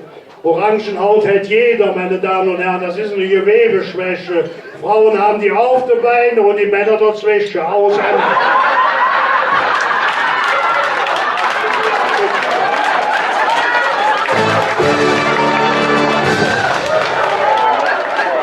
Ich war besser am Lachen oder am Griechen jetzt. Aber es wird ja viel zu viel mit der ganzen Sexualität, das hört ja im Alter sowieso all auf. Oder sagen wir mal teilweise, gucken Sie mal, bei Frauen ist das doch so, ab 55, da wird dieser Liebesspender, oder wie heißt das Ding, die Libidatio, da, ne? Die wird ja von der Migräne abgelöst. Ne? Und wir Männer kriegen ja ab 60, so wissen wir zustimmen, die holländische Krankheit Dröpje für Dröpje. Also das ist ja Impertinenz, ne, ja. Martin geht's aus, wenn du so wie gehst, dann kaufst du ein Wasserbett und behauptest stief und fest, das Ding ist undicht. Dann läuft die ganze Krankheit, das Wasser schadet wieder ausratzt.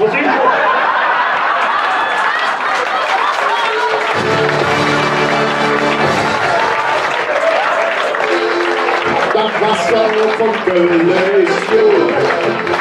Das Wasser von Köln ist gut. Das Wasser von Köln, Wasser von Köln, Wasser von Köln ist gut.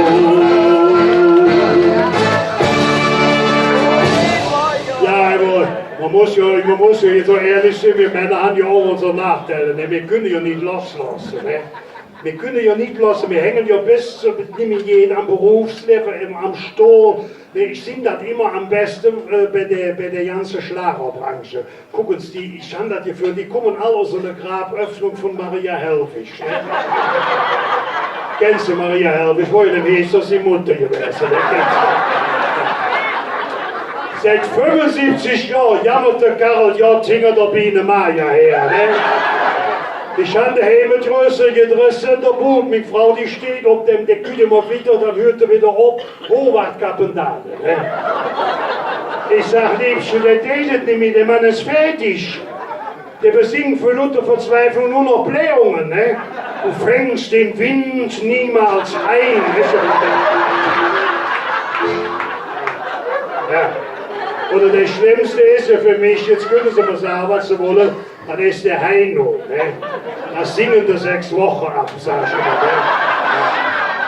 Der ist uns jahrelang mit seiner Prostata-CD auf der Nerven gefallen. Ne? Etwas brennt in mir, hätte er gesungen. Ne?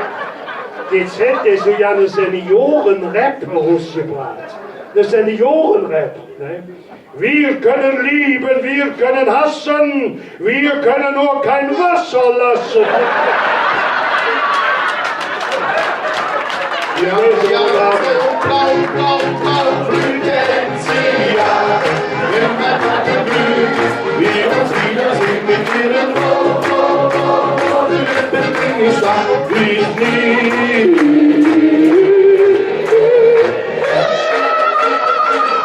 Vergessen kann. Jetzt singt er sich so schön ins Herz natürlich. Also, meine Damen und Herren, wir sind ja überall noch viele junge Leute bei, ne?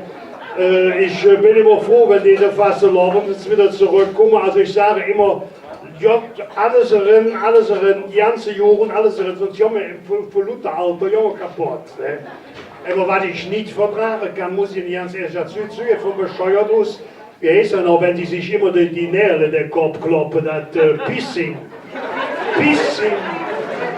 Ja, hör es, kennst du das Pissing? Ja, wusst du, dass das jetzt ja Intim-Pissing. Der Nachbar von mir hätte sich jetzt eine Anhängerkupplung als Intim-Pissing. Der schleppt jetzt jede Frau ab, hätte ich gesagt. Intim-Pissing. Ich sage, die Frau, die können ja nicht mit genug Metall am liefern, ne? Früher hast du den ganzen Abend an der Partie rumgebaggert. Jetzt hältst du einen Magnet dran und kannst du mit dem nehmen.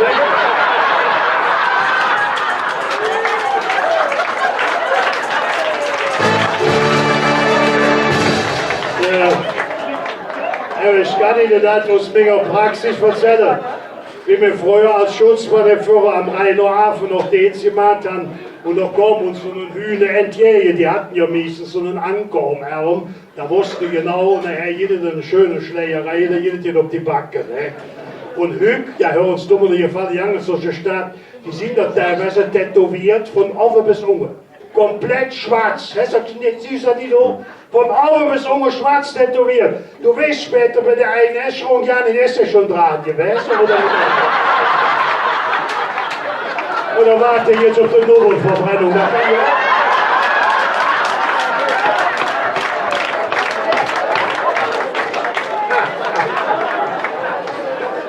Ja, meine hochverehrten Damen und Herren, über eins sind wir Kölsch uns schon klar. Es kann es so dreckig schon, wie es will. Der Herrgott hat uns ein wunderbares Ventil ingebaut und das ist der Humor und das was zu laufen. Und da werden wir, ich kann Ihnen das aus eigener Erfahrung sagen, der Mutter ist immer noch am Lachen, da ist Spaß jetzt. Ne? Da werden wir drum beneidet und wenn man am meisten auf die Nerven geht, das sind die Leute, die in der Zeitung dann hinterher schrieben, wenn sie in Köln waren, Köln ist dreckig, Köln küsst nicht mehr durch, der Kölsch ist oberflächlich, der Süff, der hat 10 Frauen und alles und kommen einfach mit 6 Millionen Mann hin, um sich das Drecksloch Köln zu benutzen. Ja, die sollen doch daheim bleiben.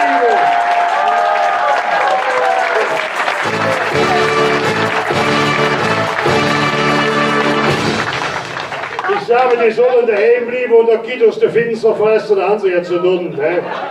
Meine hochverehrten Damen und Herren, Sie merken, wenn ich mich in solchen Veranstaltungen oder solchen kleineren Sälen befinde, dann habe ich jetzt erst in hohem Alter festgestellt, der jeder mal bedeutend besser, als wenn ich in dem Jötze nicht herumhänge und weiß nicht, verstanden Sie dich jetzt oder nicht.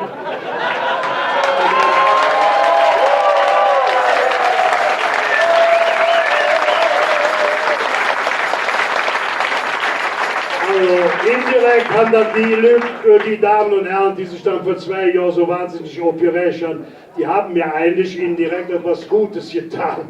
Denn dadurch bin ich natürlich wieder zurückgekommen, weil ich denke, Ganze so ohne ein bisschen wäre das nicht doch. Aber dann, wenn es sein muss, in kleineren Veranstaltungen wie jetzt hier, da lehre ich auch endlich, ich muss es immer noch sagen, Gesellschaften kennen die Kante, sieht man nicht böse, aber man kann sie nicht alle kennen. Aber dass man so in Hand KG Kölsche Sprache oder wieder, ja, das ist ja phänomenal. Wir laufen mit den Köln, der Köln, was soll der Mann woanders, der Hängt auf Gegner sind. Wir laufen mit den Köln, der neues Recht für uns. Und auf singen alle Platz, mit Helo, den Schluss. Und auf singen alle Platz, mit Helo, den Schluss.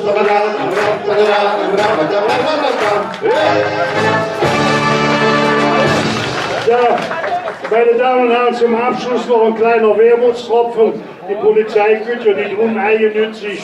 Also ich sehe, hier wird schwer gesagt, für überall und ein wunderbar Eldorado für jede Schutzmann.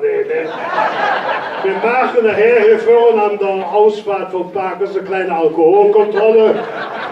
Aber keine Bange, sollte jemand von Ihnen die 0,5 Promille nicht erreichen können, kommen Sie bei mich, ich bloß Ihnen den Rest dabei. Tschüss.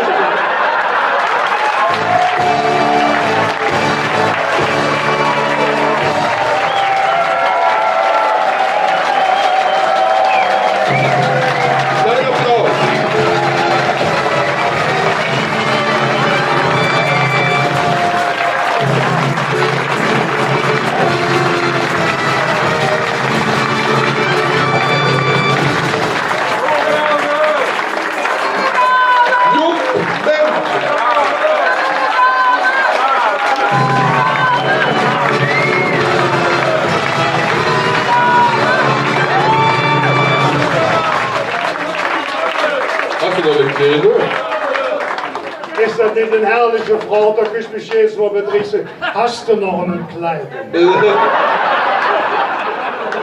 Ja, so mal so. Niet dat ze me dan mooi willen dat Zeitung illustriert. Jede Köln Flug. Ja, ich habe noch mal geredet. Meine Damen und Herren, nehmen Sie noch mal kurz Platz. Ich kann noch Hochdeutsch, hast du das gehört? Ja, ja. Also ich hatte jetzt gedacht, wenn das Kind mit Kölsch die Stimme verständigen kann, muss ich ein anderes lehren. Ich sage es Ihnen direkt, ich habe mein Englisch noch mal gelernt jetzt. Ne? Sie wissen ja, speziell die Musiker von euch, die ganzen Welthits, die sind ja alle in Englisch. Ne? Du kennst doch sicher den Welthit von dem Cat Stevens, sagen sie, Morning has broken, also morgens muss schon uns sprechen. Kennst du das? Und dann macht doch uns eine Flugreise ohne Englisch. Ich bin vorige Woche von Köln nach Düsseldorf geflogen. Ne? Das geht. Zwischenlandung Dormagen-Niefenheim. Ich habe noch nicht da oben gesessen, da kommt so eine Frau, die kommen alles einer Familie schlüsst. Der war das, heißt die, ne? Sagt die für mich, Herr Schutzmann, nur Smoking. Ich sag, soll ich mich eben schlauer so hinsetzen? Jetzt kriegst du doch, du weißt ja, wenn du nach Mallorca geht, da kriegst du doch nichts zu fressen. Nur Schnecks und Fingerfutz, ne? Ich sag, Mensch, ich bin ein Kölsche, esse geblut, wo ist da, ne? Sind die, oh, im Flieger heißt das a piece of bloody sausages. Ich sage, hätte jetzt mit der Sauerei angefangen, Sie oder ich, ne? Ja. Wenn die Jugend, die hätte natürlich den Englisch lernen, die durch die Computers, die sind ja da und nach am Chatten, also an alle schwere Schatten hier oben, ne? Die machen das nicht wie mir schmal. Früher mit der Fraulichen Park posieren, die machen das elektronisch. Und wenn die Kontakte haben, dann sagen sie, ich hätte gestern ein Blind Date. Da wäre so eine blinde Treffen gewesen. Jetzt habe ich zum Abschluss eine Frage an die technisch Begabten bei Ihnen. Ich habe das nicht so ganz verstanden. Ich habe nur gehört, in den USA können Sie so ja über den Computer mit einem Partner wie der Kölsche rumhantieren. Ne? Ich weiß nicht, wie die das machen. Ich nehme jetzt an, die Männer schieben ein Präservativ über die Maus. Zweimal Leertaste und aus die Maus.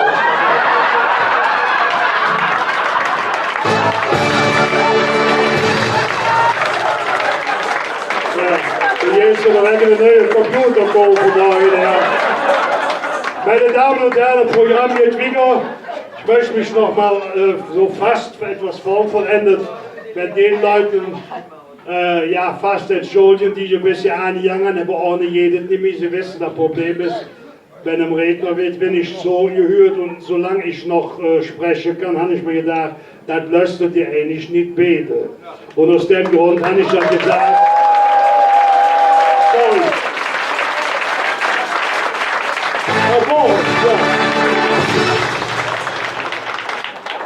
Ja, das war für Sie heute Abend hier Jupp Ment, der Kölsche Fußball.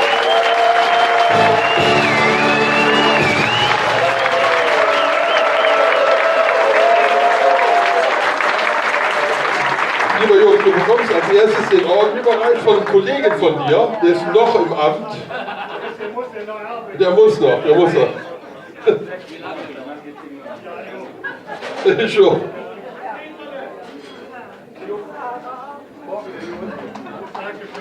Dann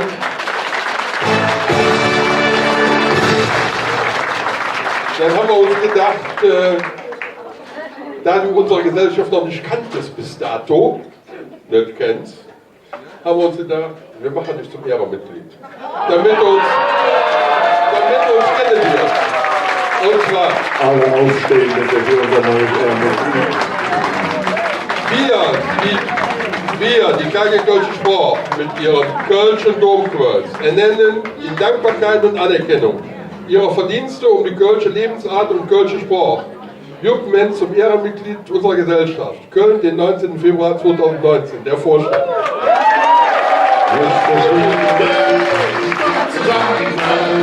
Schön zusammen, so wie Heli auf der Top. Erste Stunde, Stadt zusammen, wir schubeln und wir lösen hier ganz momentan.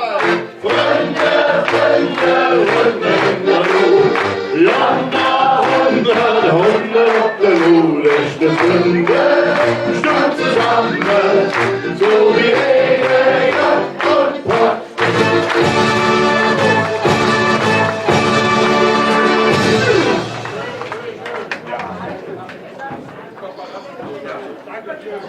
Es sind die Paparazzis wieder unterwegs, wie immer. Ja, lieber.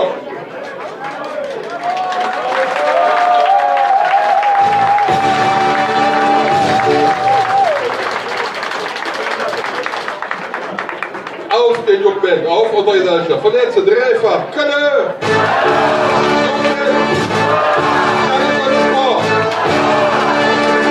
Dankeschön, lieber Jupp. Ja, bitte schön, gerne. Mal.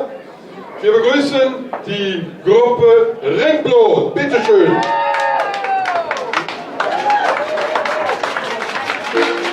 Meine Welt im Männermatchen fahren so jäh. Man kann so kommen, wenn er nur für Steine kommt. Eine im Männermatchen fahren so jäh.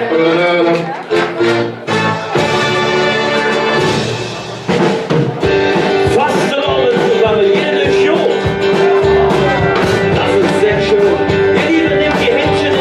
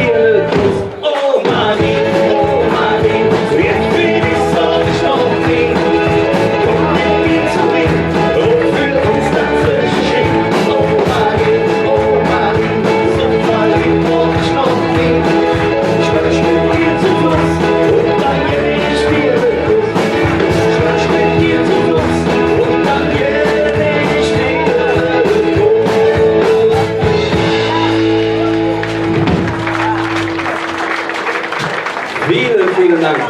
Ja, ihr Lieben, der eine oder andere hat das von euch schon mal selber erlebt. Man lernt jemanden kennen und man merkt sofort, ich kann nicht mehr mit, aber auch nicht mehr ohne denjenigen. Und genau darüber handelt das nächste Liedchen. Ich kann nicht mit und auch nicht ohne dich. Für die Lieben, die stehen, wir schwingen zusammen, die Hüfte von links nach rechts.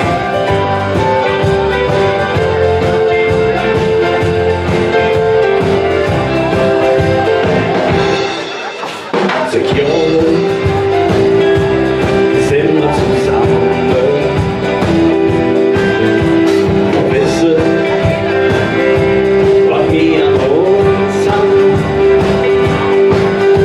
Wir sind durch dick und dünn gegangen. Doch manchmal, da komm ich den an den Strand. Wisse, auch nicht immer irgendwann. Immer mir, Jung haben ich kann nicht mit und auch nicht ohne dich. Du kennst das Hallo, mir komm alle jung. Ich kann nicht mit und auch nicht ohne dich. Am Ende von Nacht, doch geht alles jung. Man singe la la la la la la. Mir kennst das Hallo, mir komm alle jung. Man singe la la la la la la. Am Ende von Nacht, doch geht alles jung. Als ich dich damals gesehen habe,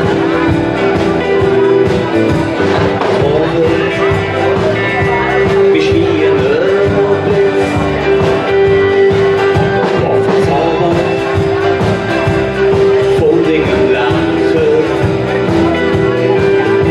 Das Schönste, was ich je gesehen habe, wissen, ob denen man irgendwann immer mir, ja, Mann, ich kann nicht mit und auch nicht ohne dich. Du kennst das Hallo, mir komm alle jung. Ich kann nicht mit und auch nicht ohne dich. Am Ende von Nacht, doch wird alles jung.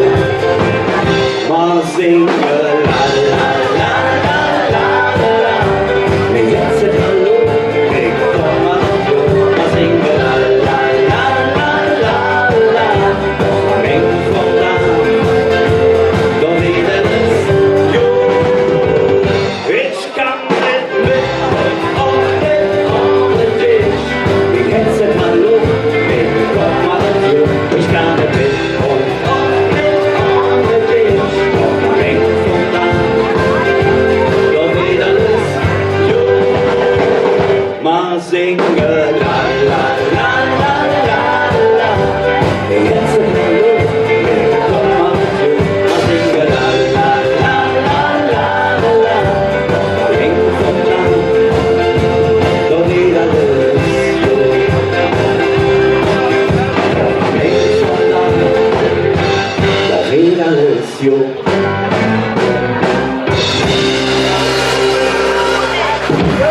Dankeschön.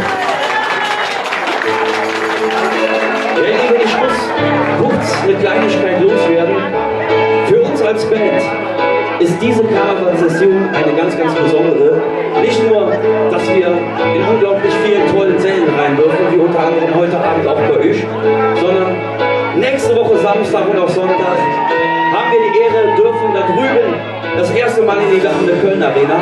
Darauf sind wir sehr, sehr stolz und haben auch ein bisschen Ehrfurcht auf das, was uns dort erwartet. Und natürlich werden wir auch da unseren neuen Sessionstitel präsentieren. Das machen wir natürlich auch heute Abend hier bei euch. Damit das jetzt auch so ein bisschen funktioniert, brauche ich ein bisschen eure Unterstützung. Ich singe es euch einmal kurz vor und ihr singt dann einfach mit mir zusammen. Und ich denke, dann kriegen wir hin. Ich komme mal bei dich. Oh, hey, oh, oh, oh.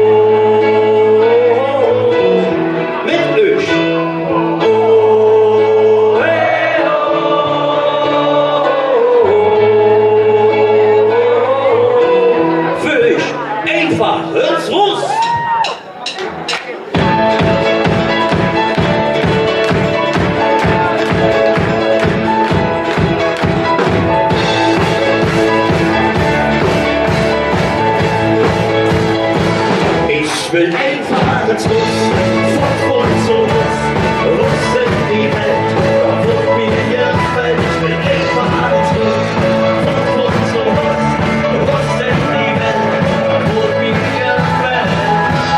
Oh, hey,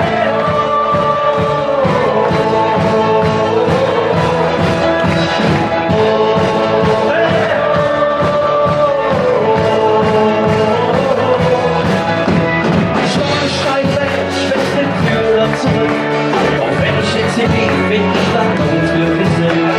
Will ich einfach nicht so, wie früher immer. Ich will mir neue Sinn, einfach uns woanders hin. Ich will einfach alles von zu Russ, Russ in die Welt, wo mir gefällt. Ich will einfach alles von zu Russ, Russ in die Welt, wo mir gefällt.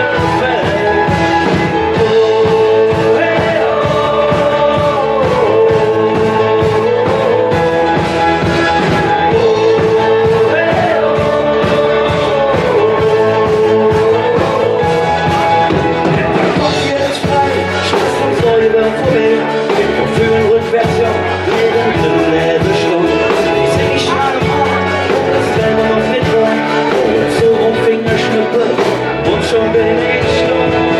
Ich will einfach alles von zu Russ, Russ in die Welt, wo mir gefällt. Ich will einfach alles von zu Russ, Russ in die Welt, wo mir gefällt. Ich will einfach alles von zu Russ, Russ in die Welt, wo mir gefällt. Ich will einfach alles von zu Russ.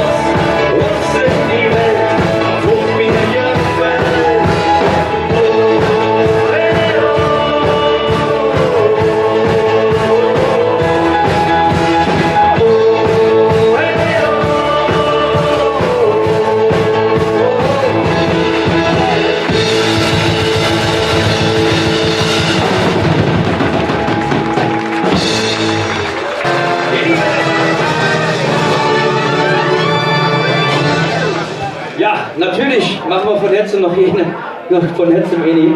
Ich würde sagen, reißt mit uns zusammen die Hütte ab!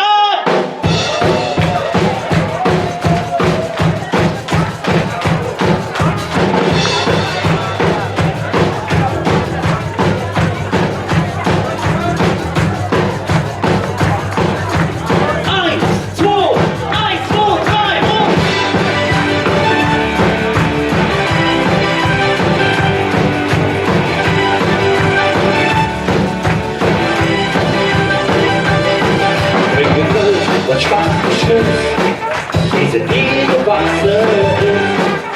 Im Dom erkennst du an, schwing die Ruhe und Wiese dran. Die Spaß und Freude, der andere mit, der macht bloß keine Riss. Da ist die Mord, her gehört. Hey, oh, man kummel holt alles zusammen.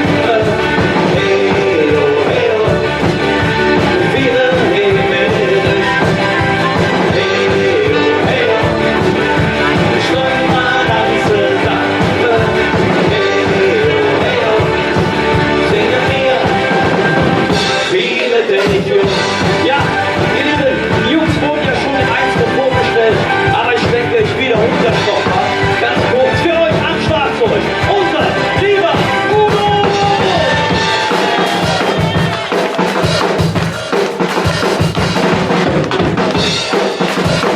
Der Mann am Bass, bei uns für die tiefen Töne, der Tobi!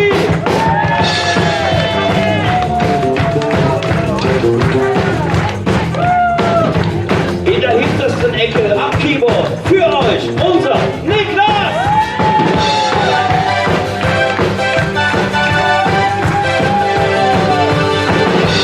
Kommen wir doch zur ersten Reihe.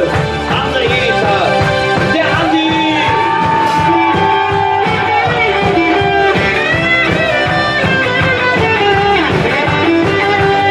Mit dem Pläne-Cousin, an der Gitarre, der Stevie!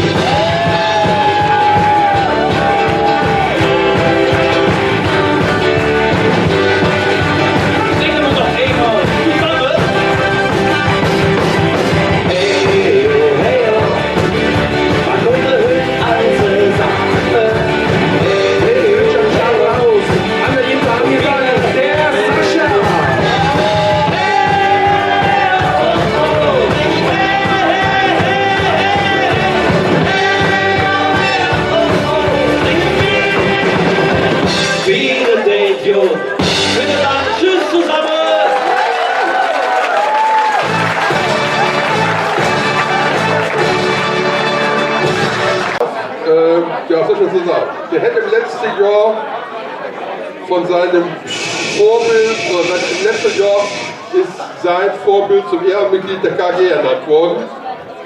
Und er hat von ihm eine Flitsch geschenkt bekommen. Begrüßen Sie hier mit mir auf der Bühne J.P. Weber.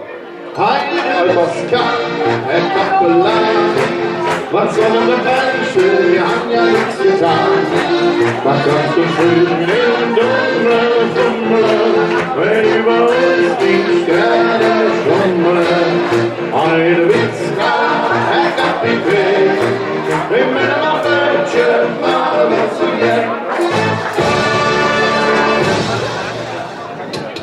Bin ich schon an der Novel zusammen. Prost zusammen, hey, das ist KG Kölsche Sprache und der Präsident war das so schön Kölsch, weißt du. Das könnte doch glatt Ruhrpott sein, weißt du. Also, mein Gott, ja, aber wo sind wir da? Wir sind noch mit in den Köln, wir sind in Martinsfädel, eine von den Fädeln, wo die 12 romanische Kirche standen, weißt du. Da darf man Kölsch war, der Jugendlich vor Ebensee. Und dieses leckere, ja, das Kölsch, weißt du. Dahin geht das doch, hier darfst du noch von Hetze suchen. Du musst, ich war gerade eben noch in Jötzen, ich in der Turnhalle hier in der Altstadt, weißt du. Da kostet das Ding zum Einführungspreis von 3,20 €, weißt du. Da kannst du noch trinken, meist an der Hoswand, noch der Arm ist von kaputt, muss ich sagen. Aber das ist ja Kölsch ist ja in, weil so unsere Sprache ist Heimat, ne? Da bist du auf der Prinzenproklamation, wo der Fußins-Zombie proklamiert wird, ne? Da ist 30% der Athleten auf der Bühne, für die ist doch Heimat noch ein Substantiv. Ich finde, du musst in der Wirtschaft nicht. Wie hey, das ist fast der, hier ist auch Sprache Heimat. Tag zusammen. Aber Köln ist ja in, Köln ist ja überall, man hat ja Köln an jeder Ecke, haben wir Köln. Jetzt ist ja auch Köln, das ist alt tätowiert, Köln, überall, Köln, dort ist es klein. Der weiß doch wo, ist ja überall Köln. Jetzt haben sie hier auch hier dieses gotische Gebäude, am McDonalds, der Dom, haben sie all quer über die linke Schulter hängen, einmal der Dom drüber, was sie nicht wissen, 20 Jahre sind das Ding aus in die Kapelle aus Maria Linden, ehrlich. Und dann die Mädchen, die Schüsse, die Partien, die muss dran sind, irgendwie, die sind auch tätowiert, aber die haben keine Bildchen auf der Haut. Nein, die haben so Textnachrichten am Ballen stehen, weißt du? Der halbe Simmel ist am Ballen tätowiert. Ich sagte immer, Mädchen, Jan, rede so schnell, ich möchte noch zu Englisch, weißt du? Und dann stehst du im Jötzen nicht, da stehst du dann offen drin, da willst du rauchen. Hier bist du noch schnell der Eckerümpfe rauchen. Wir waren schon ins Jötzen nicht, ne, mit Hängen. Und ohne so viel, ihr habt auch nicht so viel Rente, ne? Das ist wirklich Jötzen, aber bis du da die Treppe runter bist, da bist du im Foyer und musst du noch einen Tax rauchen, bis du drunter bist. Und draußen darfst du auch nicht mehr rauchen, ne? Von wegen den Tabaksqualm. Das stört die ganzen BWLer, die da auf der Sitzung sind. Ne?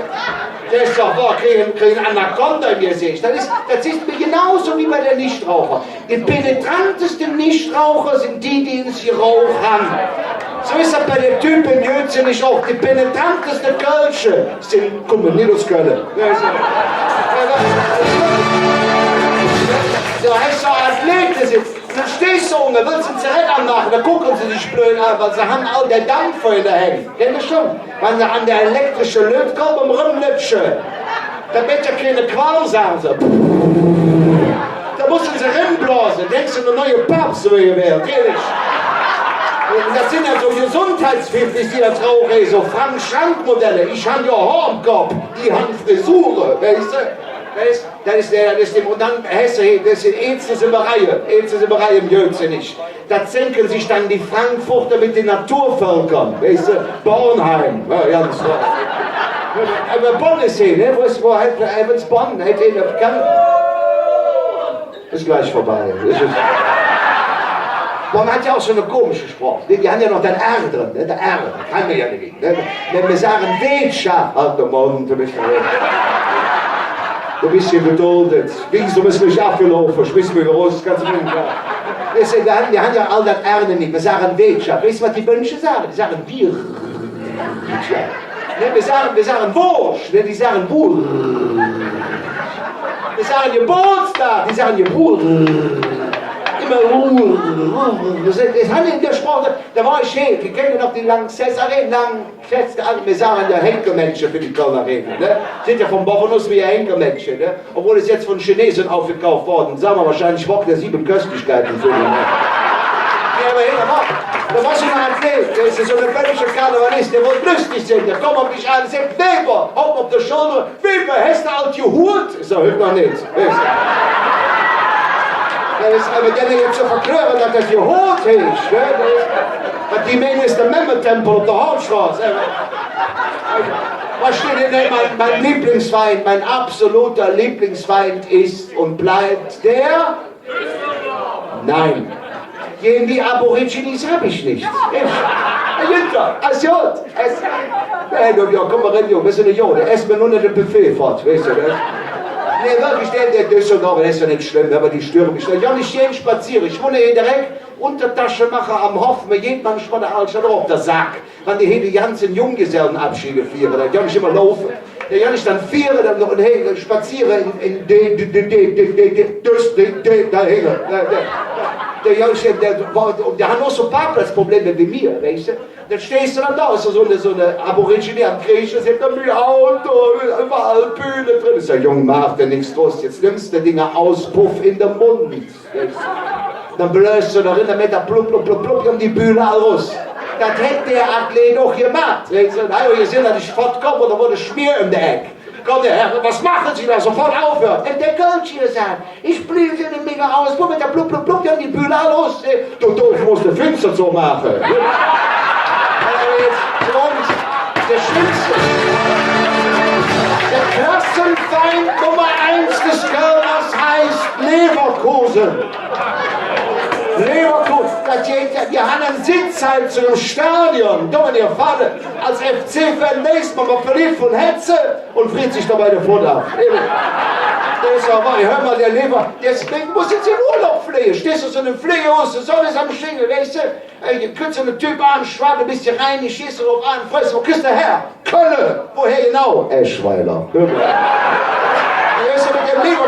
Leverkusen ist keine Culture. Nachts um 2 Uhr, wenn die sind, voll wie ein Senk, da merkst du, was eine Culture in Leverkusen ist. Der Leverkusen ist einfach durch die Tür, ohne Tschüss zu sagen.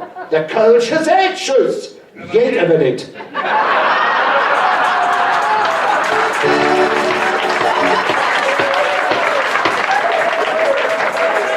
Und dann hättest du die Applaus für die Band machen, oder sie spielen sich da in After hier. Mach so Applaus.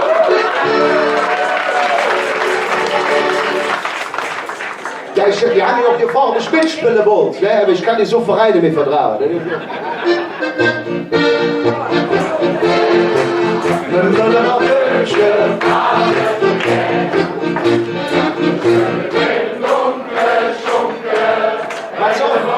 Oh. Heidewitzka, Herr Kapitän, wir würden mal wünschen, fahren wir so jetzt. Was so nicht wissen, der Kölsch ist ja höchst emotional und mehrwertvoll. Muss jetzt die Kölsche Lieder anhören, ja nicht von Höck, das alles la la la, schalala. Ich kann ihn nicht mehr hören, das ist ja... Weißt du, musst in so einer Band fragen, hey, kannst du Kölsch Liedchen singen, da singt der Kaiers Nummer 0, alle 3 Strophen, da ist ein einmal lalala drin. Aber da kommen die Athleten, hör mal auf. Ne, das ist ja in der Kölsch mal ein Lieder von früher, ne, die von Hänze schön singen, ne? Wer kennt sie noch mit Mehrwert, ne? Wir haben da mal in der Lampe gepisst, wir kriegen elektrisch Licht. Da war ein Lieder, ne? Wer erinnert sich nicht gern an der nette Abstrich mit der Zunge, Kölsche Junge, Hey Junge, wenn du den Humor nicht verstehst, kannst du noch meins trecken. Das ist ja wahr, das ist ja... 50% der Lieder handeln davon, dass man zu Fuß nach Köln geht. 50% nach Fuß. Ich kann das verstehen, ich kenne die Preise der KVB. Ne, und in anderen 50% Stillfehlen ist immer einer Dude. Weißt du, das haben wir professionell gelöst. Wir haben den Dude quasi in das Festkomitee gehalten. Doch wirklich, mit den Füßen durch die Tür nach vorne, mein Name ist Google Call. war ja nicht der Rätsel, der du gesungen hat, ne? Der August Batzen, der hätte gesungen.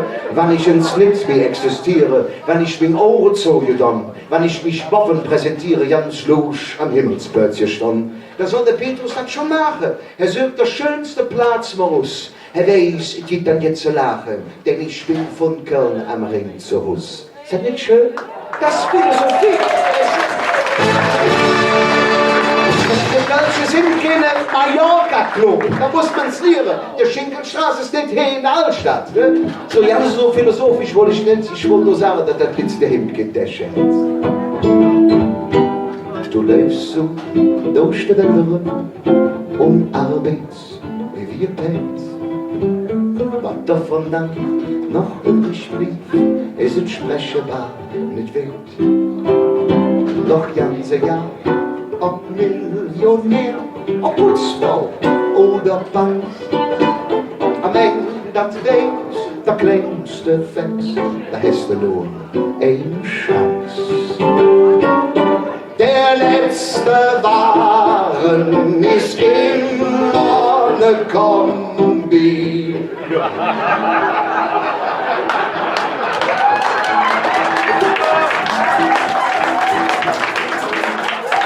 Da könnte ich ein Geld mitmachen, ne? Und du, wir singen in der Kiste. Der letzte Waren ist immer eine Kombi. Wie anslich, was du im Leben gewesen bist. Sag richtig schon, ich hab gewesen, so das Leben. Der Kölscher singt nicht Leben. Der Kölscher singt Leben. Leben selber, vielleicht noch ein Lästerling. Die dürfen das auch, das stimmt ja auch der Chemie. Der muss... Genieß das Leben, denn du hast doch nur das eine. Denn Filzeflück, jede vorbei. Und du lässt dich abhängen. Ja, mir Kölscher kann, mein Leben kann, am Ende der Himmel ist. Doch ganze Jahr, ob Porsche oder Smart, die letzte Kiste, die steht fest. Der letzte Wagen ist immer gekommen. Und du willst singen in der Kiste. So, das Spruch ist im Grab. Der letzte Wagen ist immer gekommen. Ganz gleich, was im Nipper.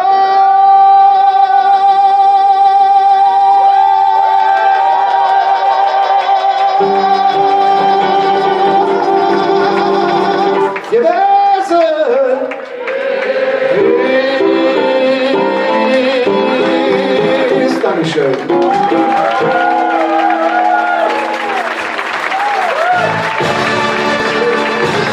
Da fragen sich immer, ja, ich muss dich dann lustig über den Dude machen. Muss doch nicht gerade über den Dude?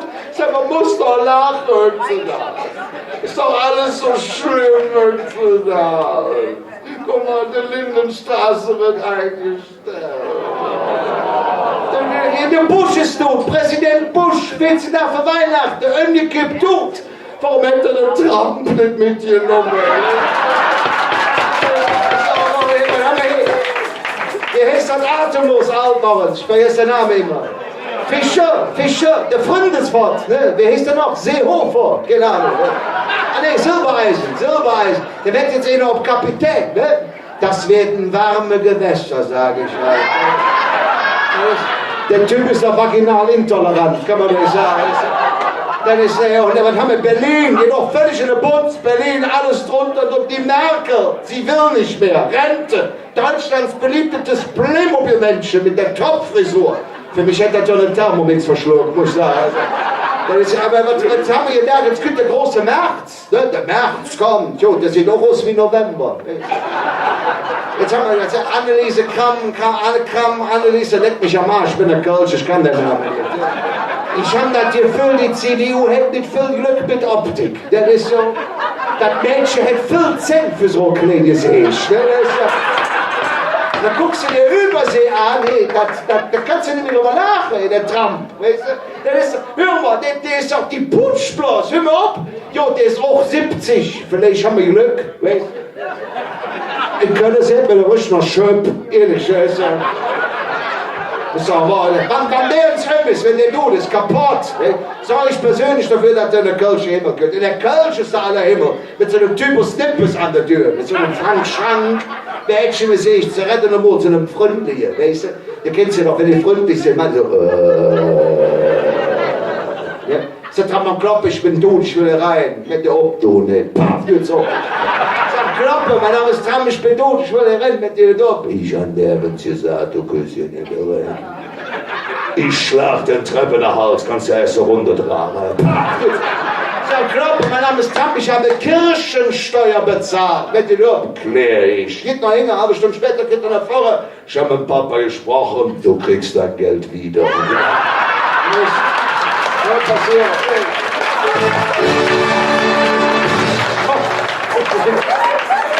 Ich mag jetzt noch ein Lied, ich muss noch eine Tanzrunde. Das ist wirklich schön, ich würde ja gerne länger bleiben, aber... Ja, dunkel, stumme mir Falle. Das ist so. Machen wir noch ein Liedchen von mir, Mühe, ein bisschen für Höhe.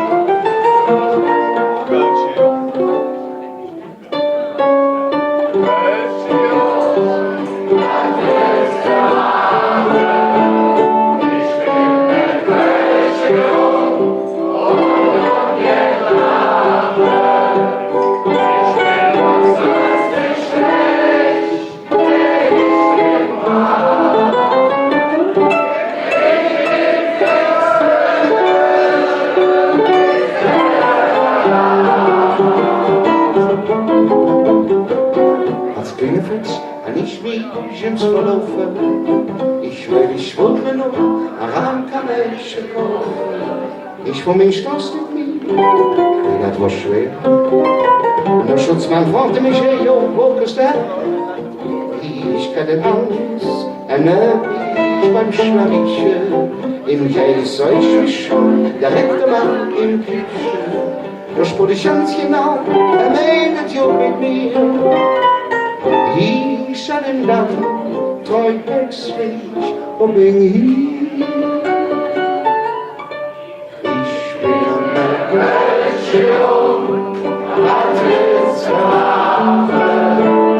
Ich bin eine Göttin und ungelacht. Ich bin auch sonst nicht schlecht, ich bin wahr.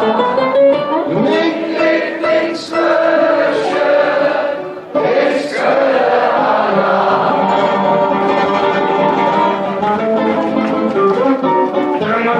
ist das Lied kommen sangen. Lach doch im Leben nur, du musst dich nicht so fangen. Nimm mal Rhythmik auf, das ist verkehrt. Was sind da auf den Muttersprache gelegt? Sing so wie ich, du hast die Schnitze schaffen. Und wenn du Josef wünschst, dann sing mal zusammen. Immer noch eines darfst, wenn wir uns plötzlich stehst, dann sagt dem Petrus, endlich still und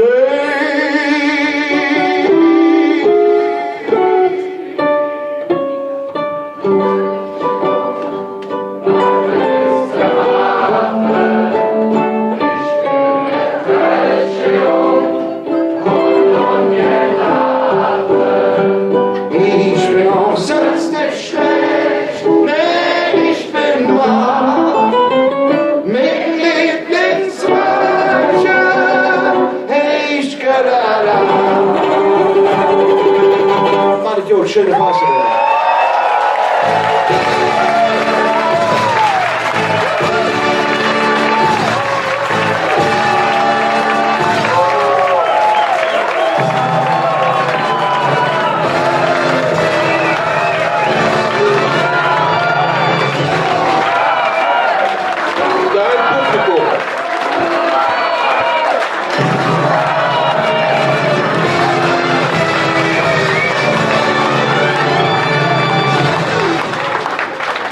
sagt mir gerade, dass er leider nicht kann, dass er im Stress ist für den nächsten Termin. Du, wirklich, ich lade dich alle vor der Kölsch in, ich wohne hier in der Ecke rum. Ich mag nicht, aber der Junge ist hier umtrinken. Nein, ist alles so, da nicht. Der Markus Frank, der Mann ohne Nachnamen, ist ein Jode Freund von mir. Aber ich muss leider wickeln, ich habe wirklich noch auf, ich habe ein bisschen young und ja, ich habe mich alle lebt, wirklich, mit dem Herzen sind beide. Ihr seid uns vorsehen.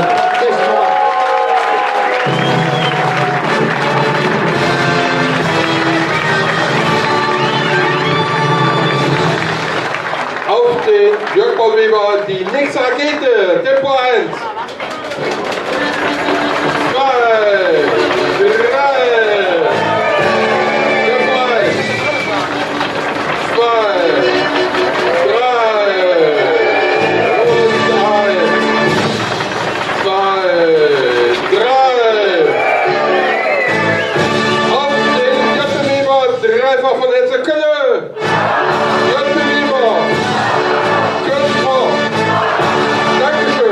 Bis zum nächsten Mal. Ich begrüße den Abend hier auf der Bühne.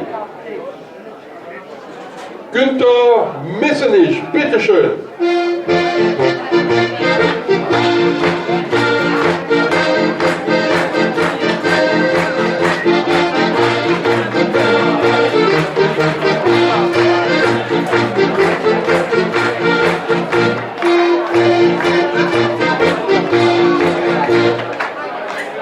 Schönen guten Abend zusammen. Kurzer Test.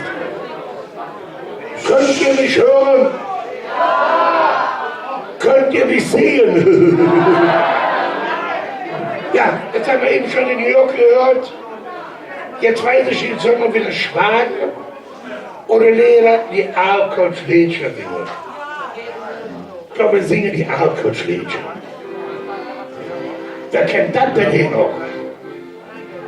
Wir sind alles kleine Sünderlein. Zweimal so. Der Herrgott wird es uns bestimmt verzeihen. Zweimal so. Denn warum sollten wir auf Erden, die jetzt schon alles England werden? Wir sind alles kleine Sünderlein. Zweimal so. England können wir auch im Himmel sein. Zweimal. Jetzt die nächste Strophe des Frohlich. Wir drehen uns nach den hübschen Madeln um. Zweimal so. Und die Madeln wissen auch warum. Zweimal so. Denn wenn wir uns nach Madeln streben, kann doch keine neuen geben. Wir sind alles kleine Sünderlein. Zweimal so. England können wir auch im Himmel sein. Zweimal so. Jetzt kommen die Herren. Uns bleibt oft ein großes Durstgefühl. Zweimal so. Und dann sind wir immer sehr labil. Zweimal so. Es wollte nur ein Gläschen naschen, doch dann gibt's nur noch leere Flaschen. Wir sind alles kleine Sünderlein. Zweimal so. England könnt ihr auch im Himmel sein. Zweimal. So wurde früher gesungen und die Leute sind heute okay. Ja, und da hatte man früher in den 60er Jahren diese Lieder hier. Am Dom zu Köln,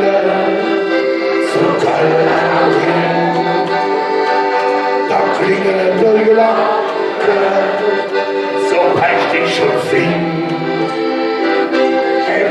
Noch Liebe, ist immer so. Kann uns kein Teufel, am Dom zu Köln,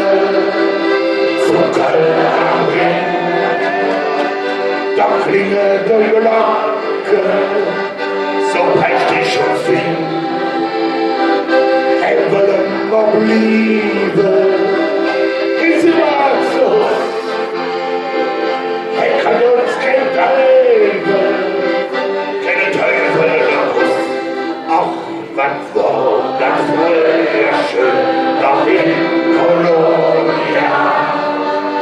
Wenn der Franz mit nicht normaler Tod erschien, wenn der Peter Karlinger mit Apollonia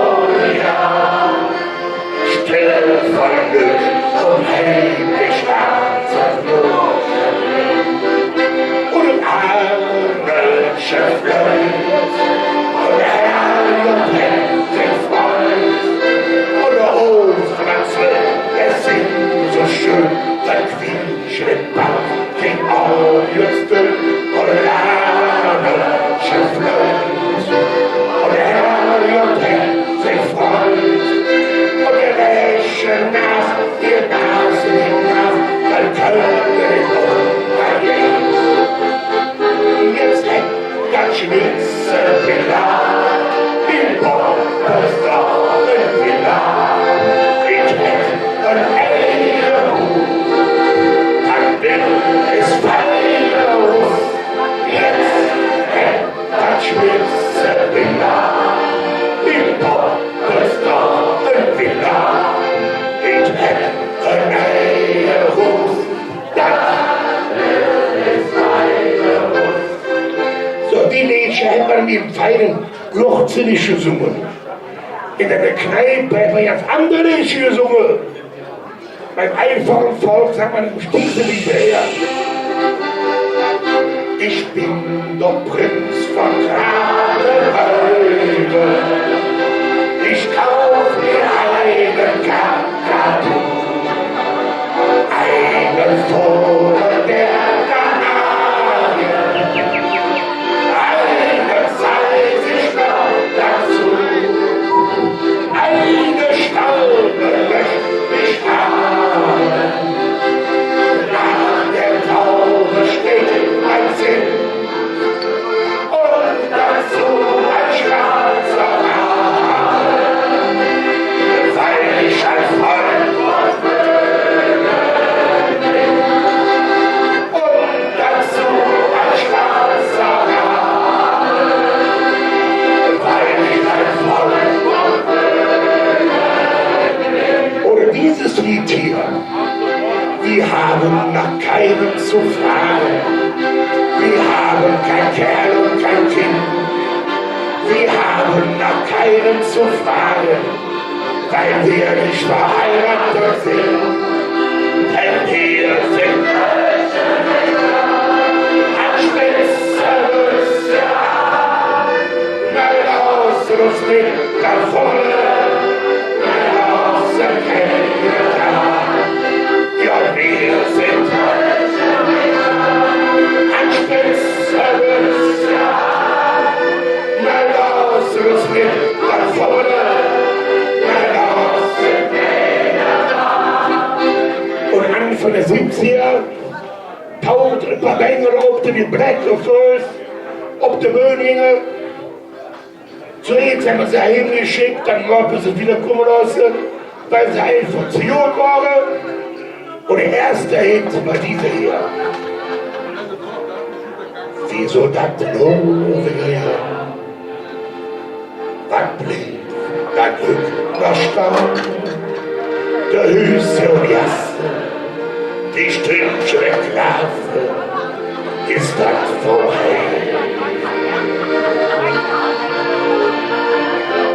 In der Friedenschaft und Peil standen Männer an der Tür, die Frauliche sitzen, ein Schwänzchen zusammen, ist das vorbei.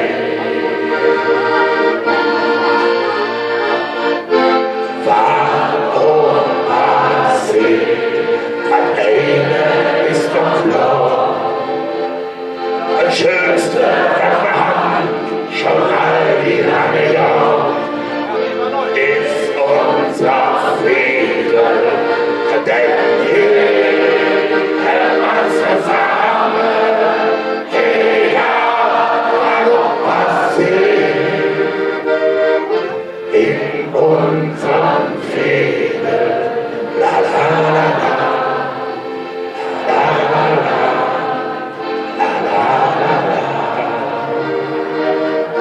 gespenstisch Bilder die Nacht und Felden Zähne und der Nacht, der Bühne und Schwamme, die flimmern zusammen, dann ist es vorbei.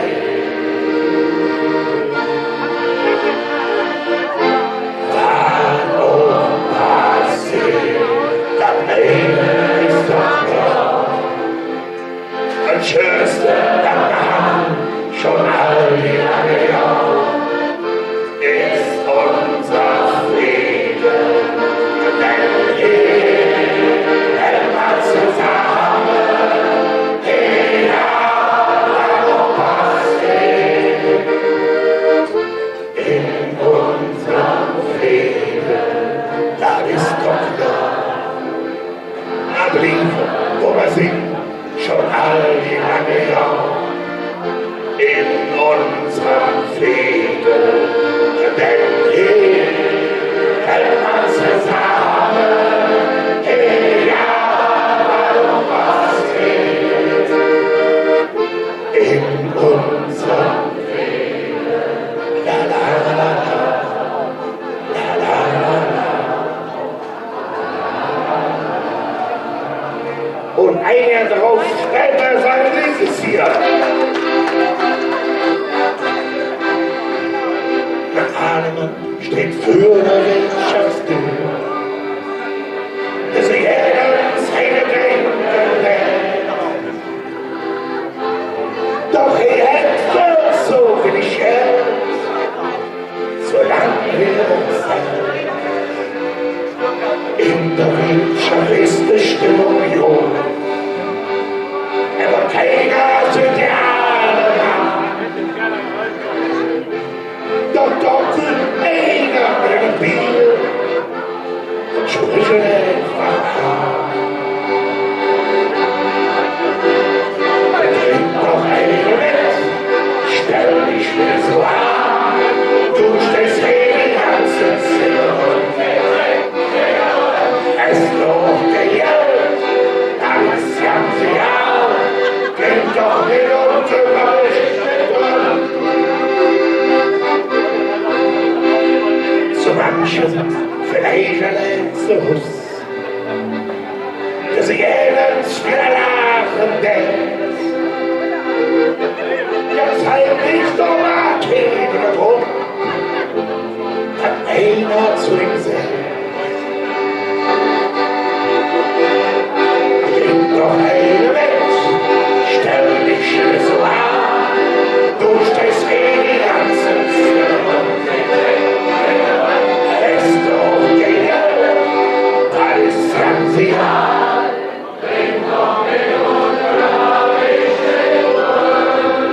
Und 2 Jahre später kamen gefiederte Volk auf die Bühne, die sangen das hier.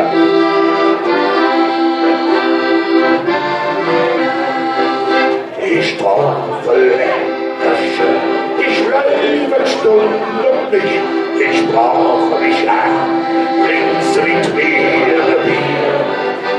Ich sag nicht Menschen, ich muss dich machen. Los, der Finger, weg von mir. Ich bin ein Räuber, mit Marielchen, bin der Räuber, durch und durch. Ich kann dir treuzen, erfinden Tag. Ich bin ein Räuber.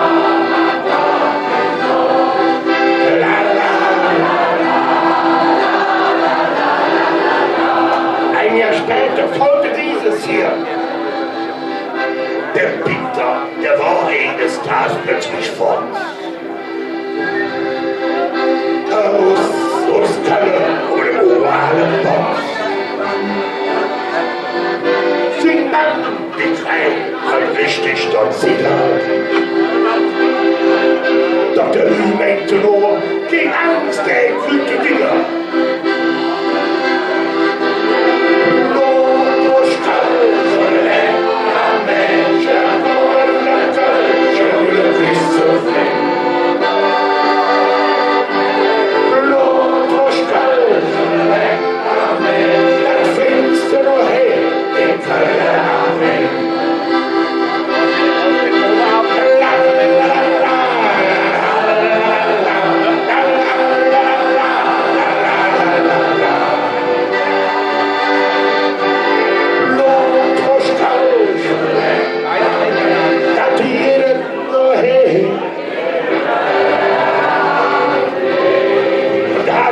26 Jahren einen super Prinz, der sagt dieses Lied hier. Der eine singt in Spörsingen, der andere ist Geld verrückt. Doch jeder richtig kölsche Strauch hat doch nur eins im Kopf. Einmal Prinz zu sehen, in Köln, in der Dreigestirn, voll Sonnenschein. Drauf und hab ich schon als kleiner Fest gedrückt. Zu sehen, zu testen, jetzt doch der Glück ist ins komplett, wenn man echte Freunde hat. Zu ne Staatse, kölsche Buche und Jungfrau mit Humor. Einmal Prinz zu sehen,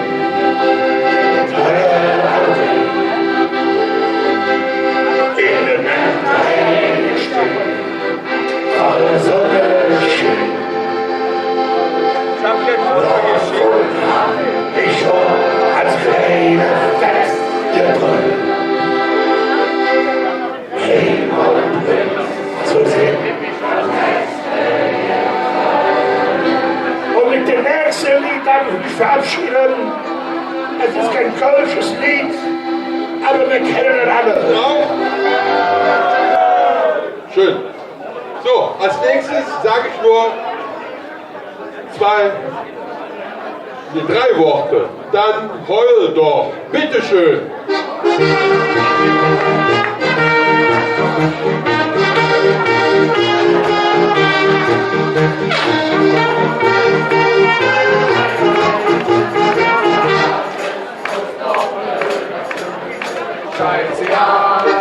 Ja, ist klar. Und bis oder an. Hallo. Tag. Ist es nicht schön? Nee. Hör mal bloß auf. Ihr seht mal so schön, es gibt ja kein schlimmer Leid als das, was der Mensch sich selbst andreht, ne? Ja, ich kann nicht sagen, mein Knallkopf, der hat schwer hier am Helm. Ja, seitdem der in Rente ist, tritt er mir ja total durch, der Junge. Ich weiß ja nicht, was mit dem los ist. Eingebildet ist der. Seht ihr letzt für mich wie ein cooler Typ. Er hätte Aussehen und Humor. Sag, für den Aussehen, da braucht man Humor. Der ist so super kloppt, der setzt sich ja mittlerweile schon beim Essen für den Spiegel, damit er sieht, ob er ihm schmeckt. Ja. Liebe Zeit noch einmal. Ja, Pünktlichkeit hat er noch nie gekannt. Ne, jetzt wo er in Rente ist, ans Jahr nicht. Meine Güte noch. Ne, meine Damen, ich sage ja immer, schlage deinen Mann täglich. Auch wenn du nicht weißt warum, der weiß das. Ja. Ich han doch noch keinem zu fahren. Wo geht der wo? Ich han nur eine Frau und gegen. Und wenn ich mich jetzt nicht klare, dann kündige Drache geschwind. Ich tät viel Leber trinken, denn damit kenn ich mich aus. Das seh ich. Ich dann lieber in meiner Kneipe, als wie bei dem Drache zu. Ich tät viel Leber trinken, denn damit kenn ich mich aus. Ich dann lieber in meiner Kneipe, als wie bei dem Drache zu. Schöne guten Abend zusammen. Herrlich, herrlich. Jetzt ist Maria an der Boot gepackt. Und kannst du nicht immer pünktlich sein, wa? Kommst doch sonst immer zu früh. Ich stand hier wie Blödere. Das fällt dir doch nicht schwer. Kannst du mir erzählen, was du noch für ein Blatt im Kopf hast? Was ist das dann? Rolf, Ich habe mir eine neue Hut gekauft. Das ist eine neue Hut. Die sind jetzt noch am Klatschen, dass das Schaufenster leer ist. Hör auf. Der Verkäufer hätte für mich gesagt, der Hut macht mich 10 Jahre jünger. Oh, wer ist da geht 2 genommen? Und dann noch hier mit der neuen Brille, siehst du furchtbar aus. Jetzt ist es aber gut. Was für eine neue Brille? Ich habe da ja keine neue Brille. Ich aber.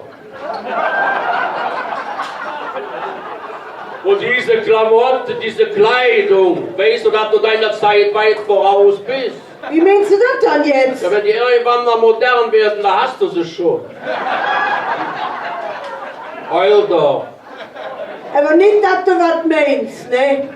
Ich will dir das jetzt sagen, ich habe auch noch Chancen. Du? Oh ja. Der Mann da evans im Foyer. Was für ein Mann? Ja, der hätte mich immer angelacht. Ach, je, Lydia, bild da nichts drauf hin. Wie ich die Sturm das letzte Mal gesehen habe, muss ich auch lachen. Der hätte ich aber nicht von der Bettkant stößen. Dafür musst du aber jetzt da sitzen. Ha, ha, ha. Wir müssen alle mit unseren Enttäuschungen leben. Ich muss mit mir so ja schlafen.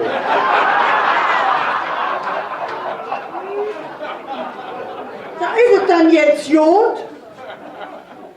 Ja, nee, ich plane ja jetzt eine Veränderung an mir. Als wieder eng. Ach, Olle, wie sagen Sie so? Ich werd ja auch nicht jünger. Unterschreibe ich dir. Nee, ich bin jetzt ehrlich, ne?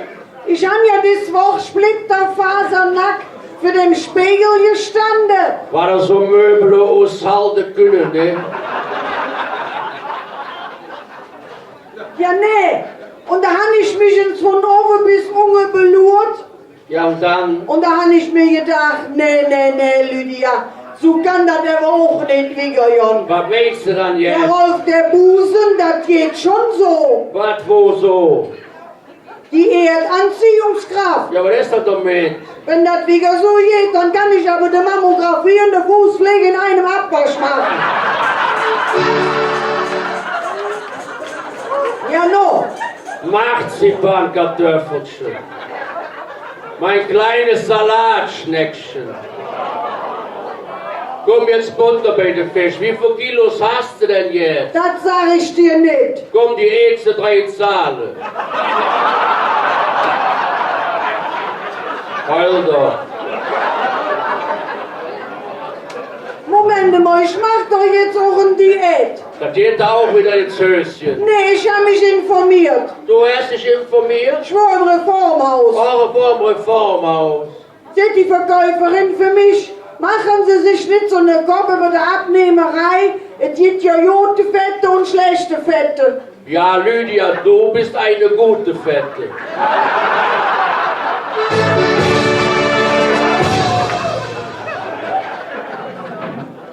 Ich habe noch schon 5 Pfund verloren. Ich glaube, ich habe 3 wiedergefunden.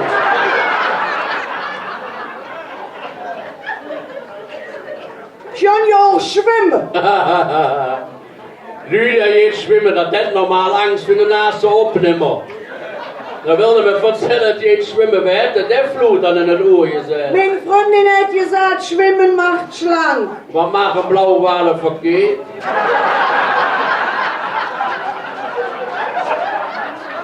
Was bist du schon jetzt so am Schrappen? Hast du Flügel? Ich habe mir eine neue BH gekauft. Und der Jörg? Der ist von Triumph. Und der Jörg? Modell Zauberflöte. Heute musst du aber aufpassen, Fräulein. Warum? Wenn der geht, dann Zauberflöte.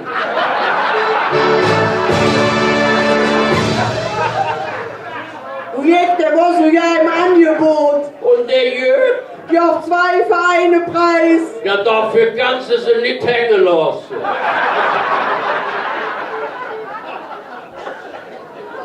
Hey, und dann noch was, du schöner Fifi da. Ja, was ist da los? Wieso darf ich eigentlich nicht im Bikini an den Strand? Damit die Lüge Mensch endlich nur wegen viele Geld hier. Moment mal, hast du mich dann damals nicht wie meine süßen Grübchen geheiratet. Nee, Lydia, wenn eine Gießgrube von deinem Vater. Aber Rolf, jetzt denken Sie drüber nach. Ja. Wir sind jetzt über 30 Jahre verheiratet. Ist das dann nicht schön? Ja, das ist nicht schön.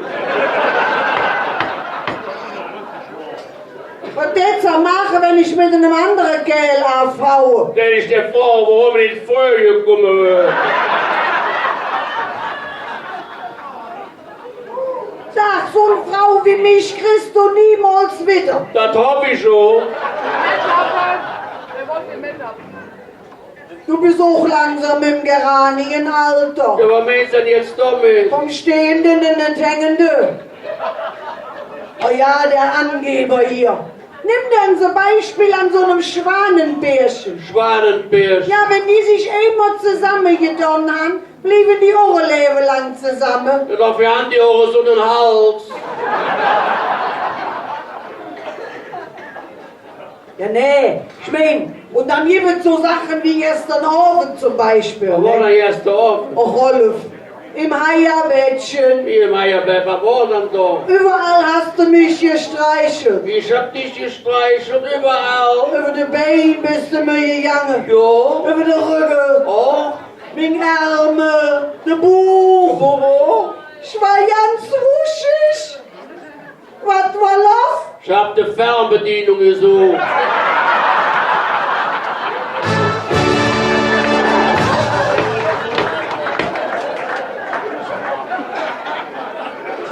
Nee, ich kann es dir ruhig sagen, wir haben ja mittlerweile schon Smoke im Schlafzimmer. Ja, was meinst du jetzt damit als wieder? Dicke Luft und kein Verkehr. Liebe Zeit noch einmal, Rolf. Kannst du mir sagen, wo die Potenz geblieben ist? Das musst du doch wissen, du rühmst da alles weg.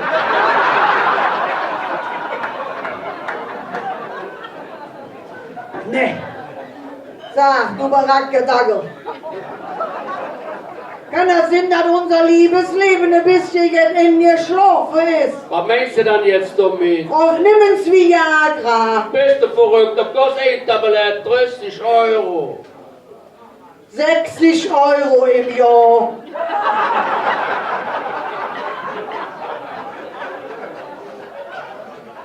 Aber ich wollte nur sagen, ich habe nächste Woche einen Termin beim Optiker. Mit der Gelder sind wir für eine neue Brille. Ich brauche 3 neue Kontaktlinsen. Moment mal, wieso dann 3? 2 für Bube, 1 für Unge. Wie für Unge? Da ist auch lang nichts mehr gesehen.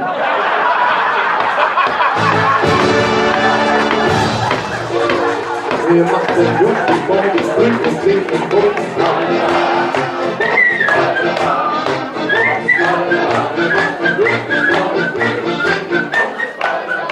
Manchmal frage ich mich, warum Gott Männer erschaffen hat. Weil der Vibrator keine Rasen mähen kann.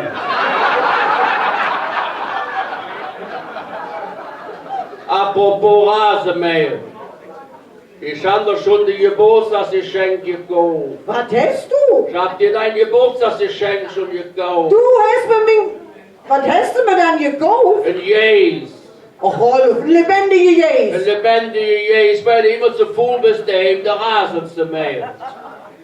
Du stellst im Frühjahr auf die Wies, im Sommer auf die Wies und im Herbst auf die Wies. Da frisst du immer das Gras ab. Und im Winter? Du musst das Tier in das Schlafzimmer. Und der Gestank? Ach, da wird das Tier sich da wohl dran gewöhnen.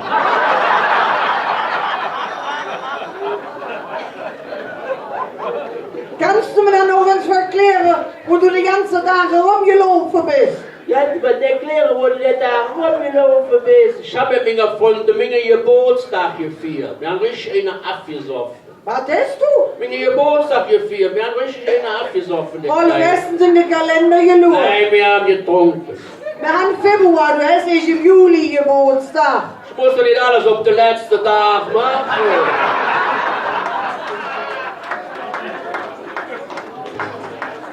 Und was hast du für eine Krach gemacht, als du heimgekommen bist? Wie Krach gemacht? Wir sind doch nur eine Show umgegeben. Das merken wir nicht so eine Radau. Ja, ich stund ja noch drin. Dachte ich spätestens mit 1,2 Promille sind. Blöd ist für mich kein Problem, da trinke ich jetzt einen Tag nichts. Hast du mir nicht versprochen, ein anderer Mensch zu werden? Lydia, ich bin ein anderer Mensch geworden, aber der säuft auch.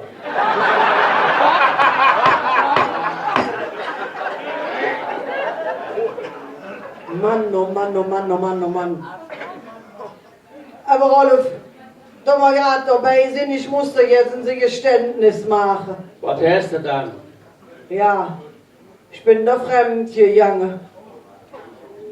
Ja, du, wenn das so ist, machst du auch ein Geständnis. Ich bin da auch fremd gegangen. April, April. Ich im Februar.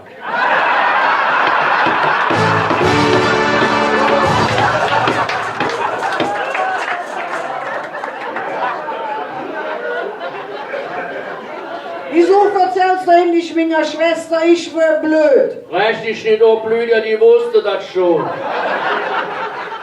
Da hätte ich ja vor 14 Tagen da am Puff rumlaufen gesehen, ne? Freundchen, warst du da drin? Ups. Ja, ups.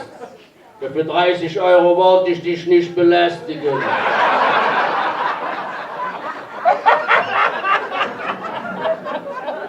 Ja, nee, meine Damen, ich weiß ja nicht, ob Sie das gelesen haben. Das hätte ja doch vor 14 Tagen in der Rentnerbravo gestanden, ne? Ja, hier die Apothekenumschau, ne? Ja, da hätte ja drin gestanden, 60% der Männer können nach dem Sex gar nicht einschlafen. Ja, weil man heimfahren müsste.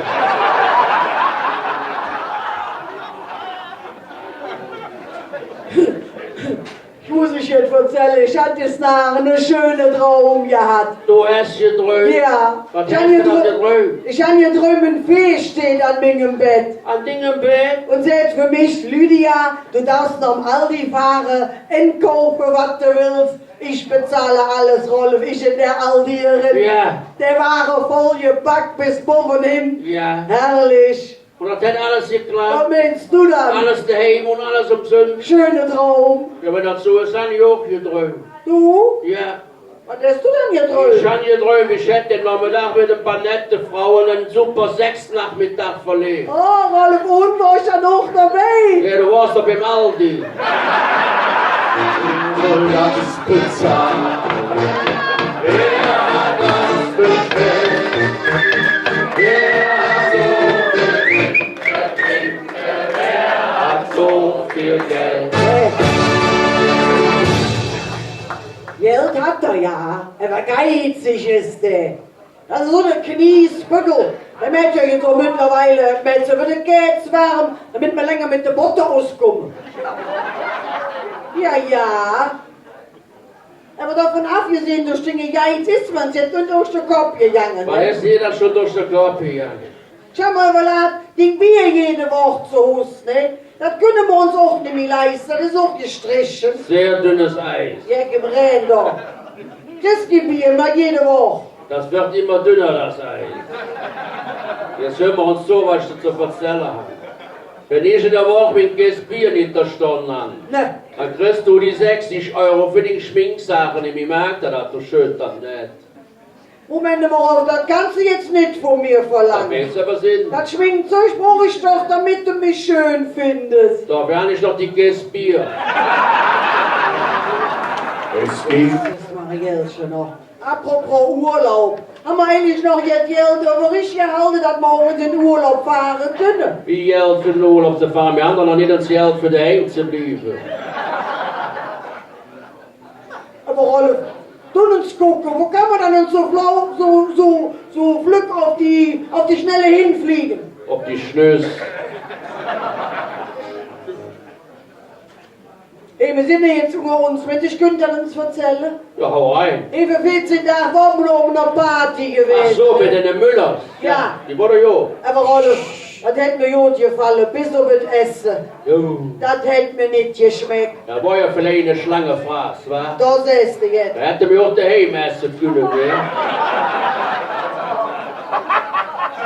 Du bist doch jetzt über mich Essen am Schenken. Lydia, ich schenke nicht über den Essen. Ich will dir nur damit klar machen, dass mir in der Straße der einzige Hund an der am Essenstisch nicht betteln will.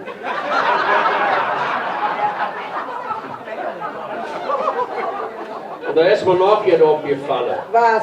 An der Deck, da stand so ein kleiner Mann mit so einer roten Jacke.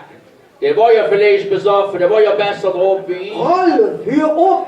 Das war doch mein erster Mann. Der? Ja sicher, hast du ihn dir verlassen. Ach so, der ist ja noch am 4.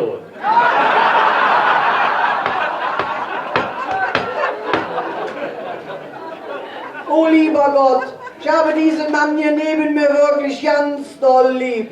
Aber wenn du ihn lieber hast als ich, dein Wille geschehe.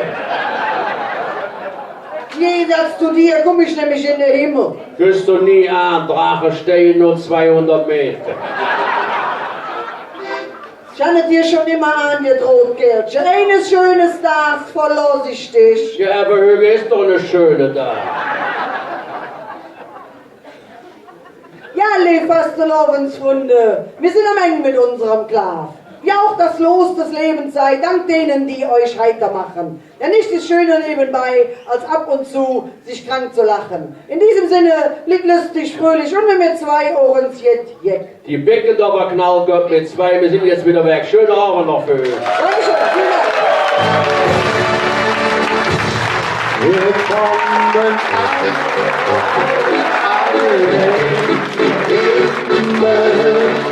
weil wir so brav sind, weil wir so brav sind. Ja, das ist das Café, wo es sein. Das ist das Geld und sein. Ja, aber werden schon die reichste Mängelein. Ja, der ist ja noch. Der wollte daraus gerade das Mikro geben, wo der hingesievert hat. Das passt nicht. So. Die Beckendorfer Knallkopf. Für euch, heute Abend. Hier.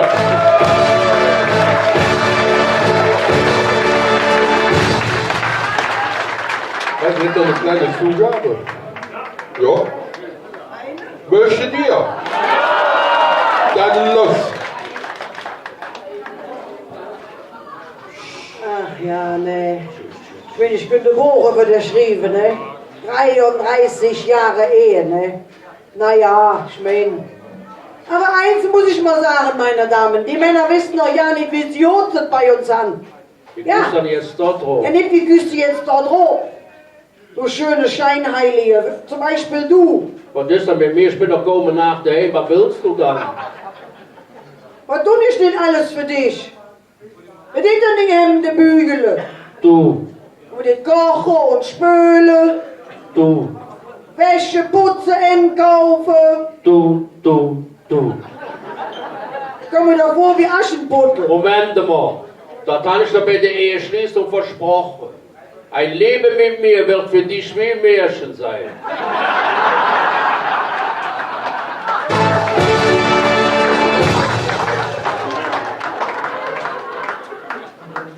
Na noch was, ne? Wenn ich mir dich so von der Sieg belohre, Rolf. Jo, ne? Ja, von wegen, Jod. Hast du ganz schöne dicke Buch gekriegt. Ich habe keine dicke Buch, ich habe nur den Beinzewink noch hängen. Ja, ne. Janken sind ins Fitnessstudio. Bist du wirklich, aber was soll ich denn da? Ich bin doch gut genug. Da habe ich ja, wenn sie sind, weil das da durchtrainierte Männer geht. Bin ich auch, du musst noch von der richtigen Sieg schauen. Pappelapapp. Die haben sich einen Sixpack-Bauch. Was haben die? Ein Sixpack-Bauch. Da kannst du sehen, dass du ja keine Ahnung von den Männern hast. Was soll ich mit dem Sixpack, wenn ich Platz für eine Gaste habe? In diesem Sinne, schönen Abend noch. Dankeschön fürs Zuhören. Tschüss zusammen. Vielen Dank.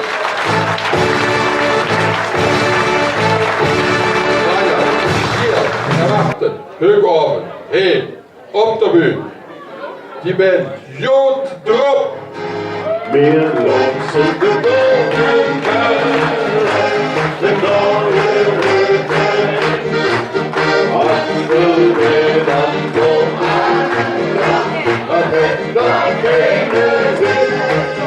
wir lassen die Bogen denn da ist wer zu uns.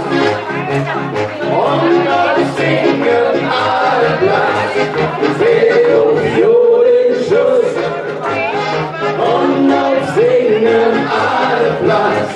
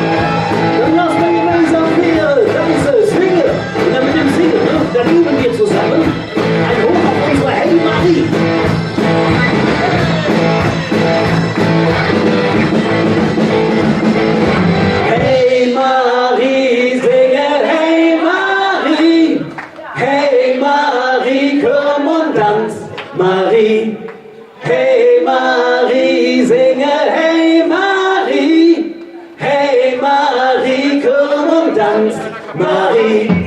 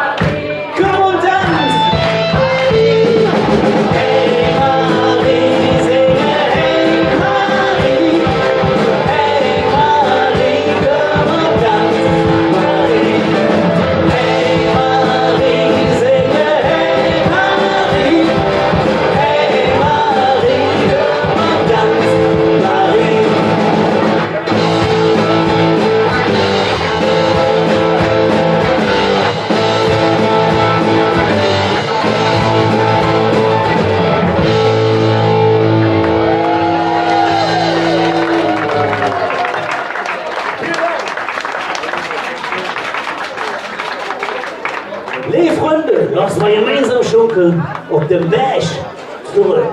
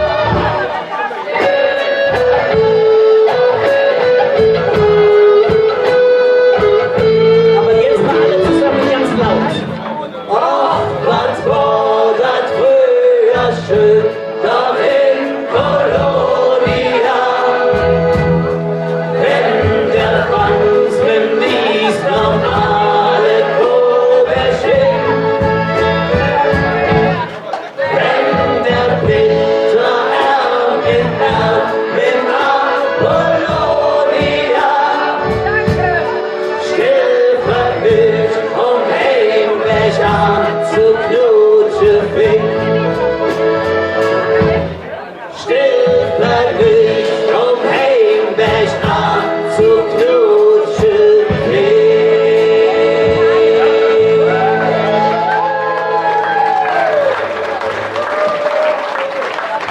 Und das Ganze jetzt nochmal mit ein bisschen mehr Pep. Ach, was?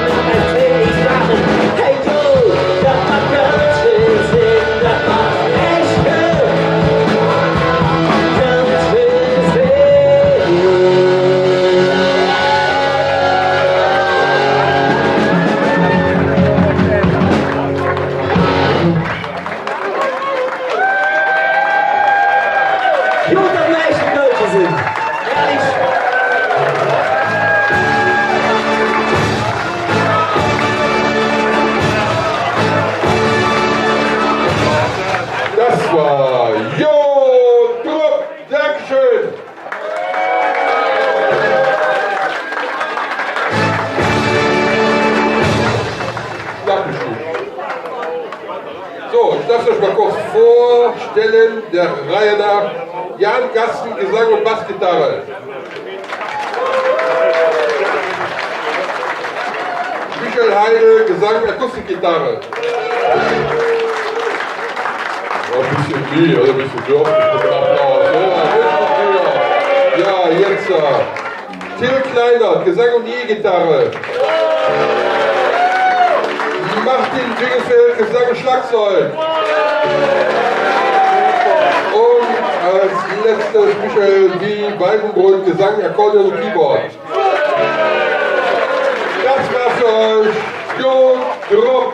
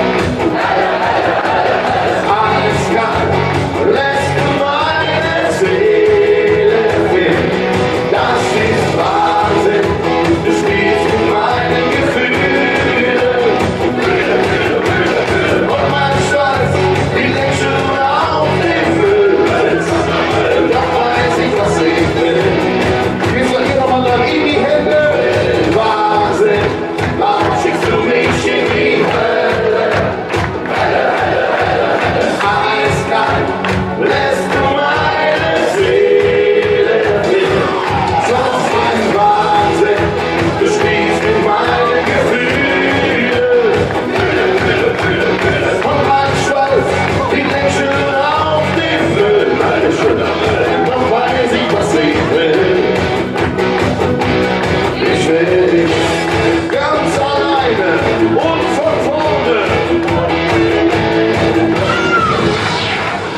Dankeschön. Ja, komm mal einmal, haben wir noch ein bisschen Zeit. Ja, gut. Hau mal an die Nummer 6 rein. Ich sag mal so, Leute, das ist hier das Schöne, wir feiern hier und das ist ein Ausdruck wie Familie. Und da gibt es nur ein Lied. In unserem Frieden.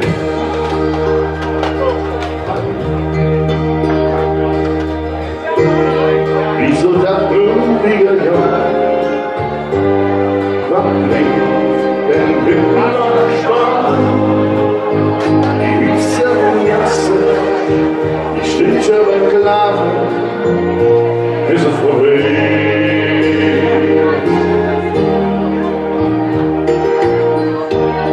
In der Wirtschaft auf der Erde stand ich denn an der Tee. Die Frau mit Schutz sitze, wenn schwätzt sie zusammen, ist es vorbei.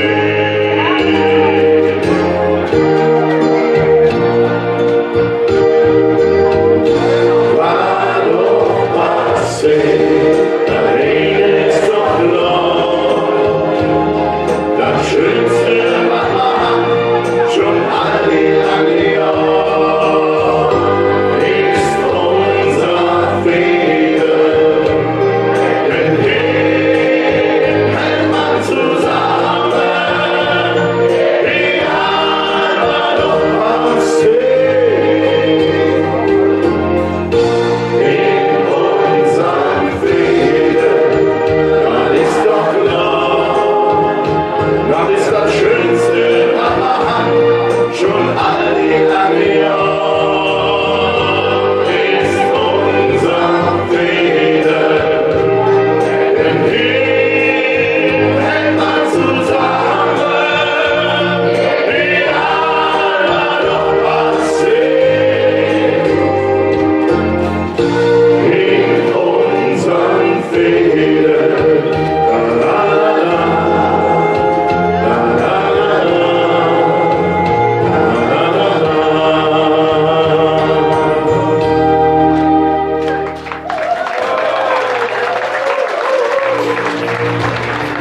Liebe Gäste, es ist schön, dass ihr da wart. Ich schreibe nochmal, ihr seid das beste Publikum, was ich bisher diese Woche Dienstag hatte.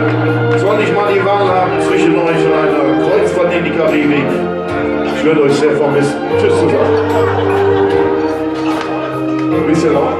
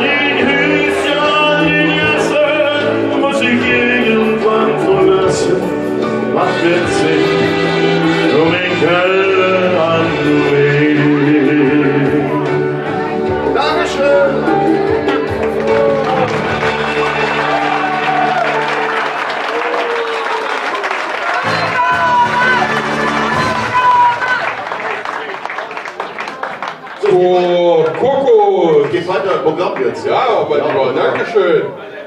Applaus nochmal für Kokos. Aber ja, Nummer 3, ne? Also,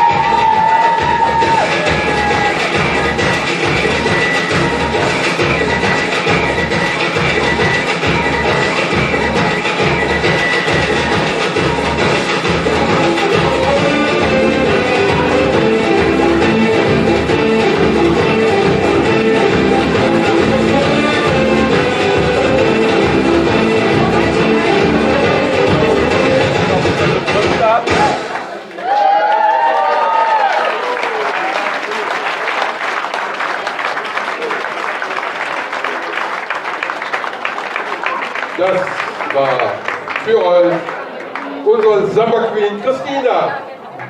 Bitte schön.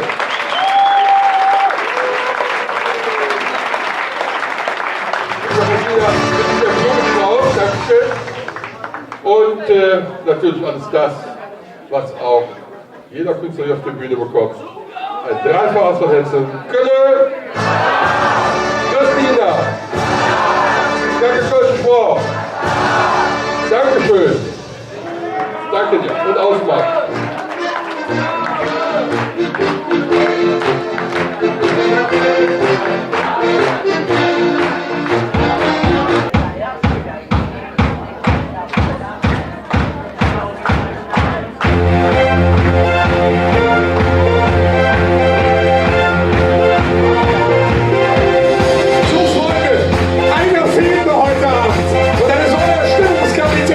Für die nächsten 2 Stunden begrüßen wir einen unfassbaren und lauten Applaus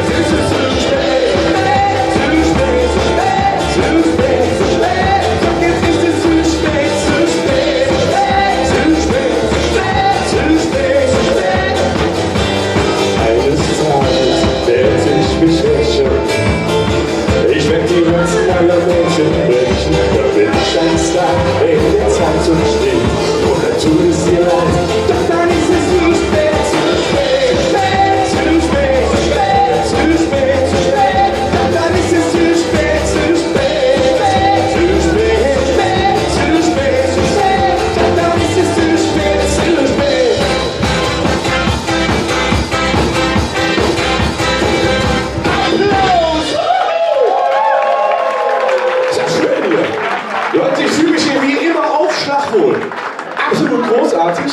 So, ich möchte euch heute Abend meine Band ein bisschen genauer vorstellen, denn sie besteht aus internationalen Experten. Und der erste Experte, der heute von mir vorgestellt wird, spielt bei uns das Schlagzeug. Seid mal laut für unseren Wiener, Helwig Maria Pingelmann! Servus!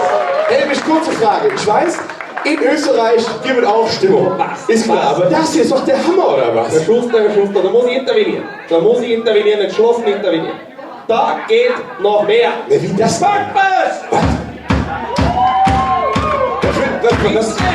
Was kommt denn jetzt? Ticke, tacke, ticke, tacke! So geht's also. So geht's nicht so. Backpass! Ticke, tacke, ticke, tacke!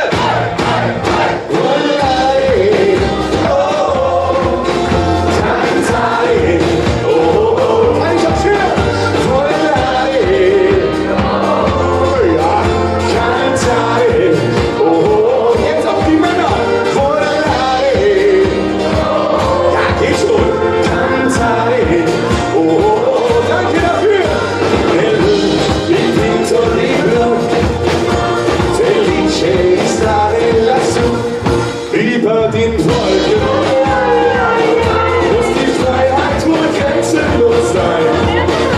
Alle Ängste, alle Sorgen, sagt man, liegen darunter verborgen und kann.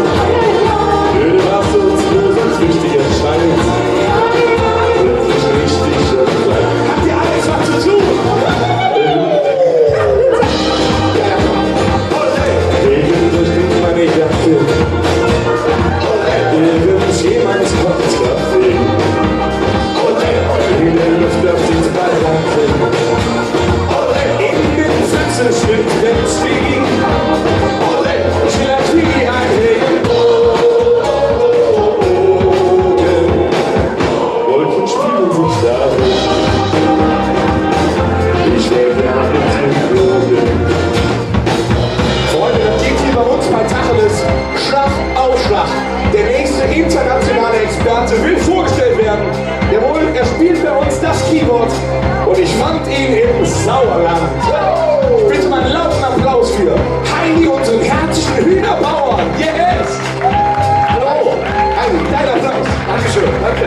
Ich muss kurz anmerken, der Heini ist leider vorletzte Woche bei Bauer sucht Frau rausgeflogen. Oh, das musst du nicht wirklich erzählen. Doch, das muss ich dir erzählen.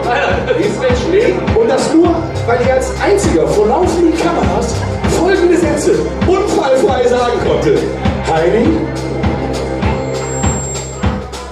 Verdammt, ich lieb dich. Ich lieb dich nicht. Hat er gesagt? Verdammt, ich brauch dich. Ich brauch dich nicht. Dann war der raus. Verdammt, ich will dich. Ja, ich will dich nicht. Ich will dich nicht verlieren. Freunde, singt für Heini. Für Heini rein.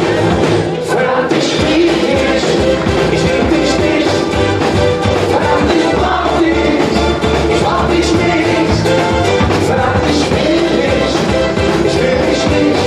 Ich will dich nicht verlieren. Ein lauter Chor für euch. Von Heini und hier. Verdammt, ich lieb dich. Ich lieb dich nicht. Verdammt, ich brauch dich. Ich brauch dich nicht.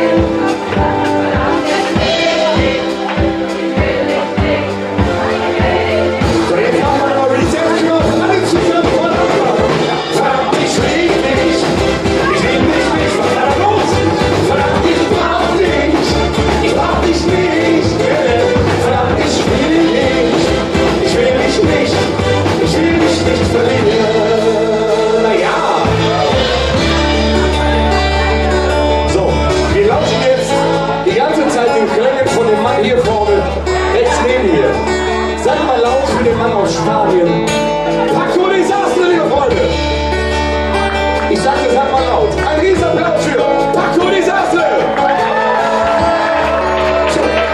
Und ich nutze diesen Akkord, um dazu zu singen. Das wird toll. Schenk mir und dein ganzes Herz und bleib an mir. Dann schenk ich dir mein ganzes Herz und zeige dir, Was dir gefällt. Die ganze Welt. Schenk mir dein Herz. Ich schenk dir Leid.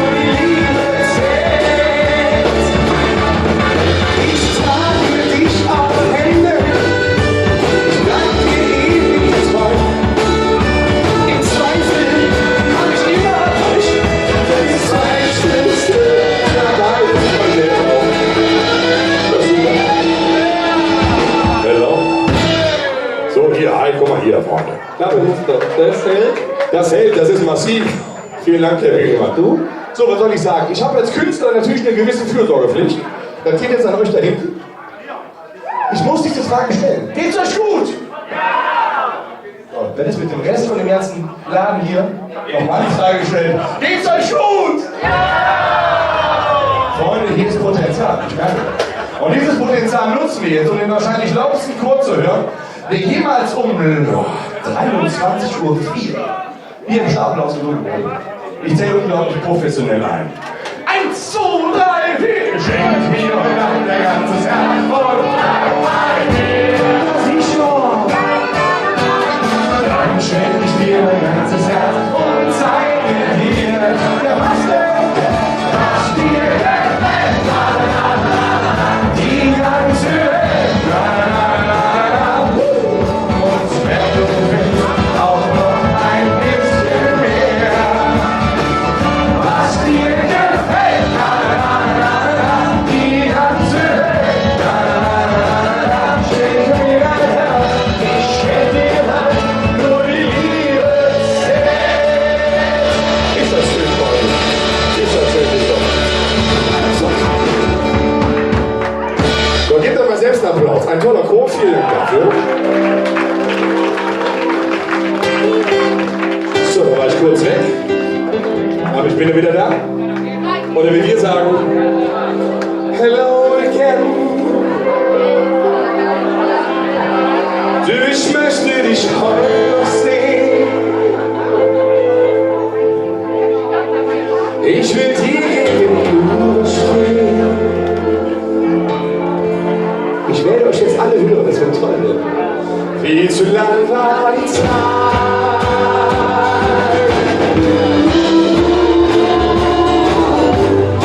Ich sag nur hello again. Yes, please. Weil sie alle von hier hören. Ein Jahr war ich schon mit sich. Ich brauchte diese Zeit für mich. Weshalb es sich ein Anschluss hin.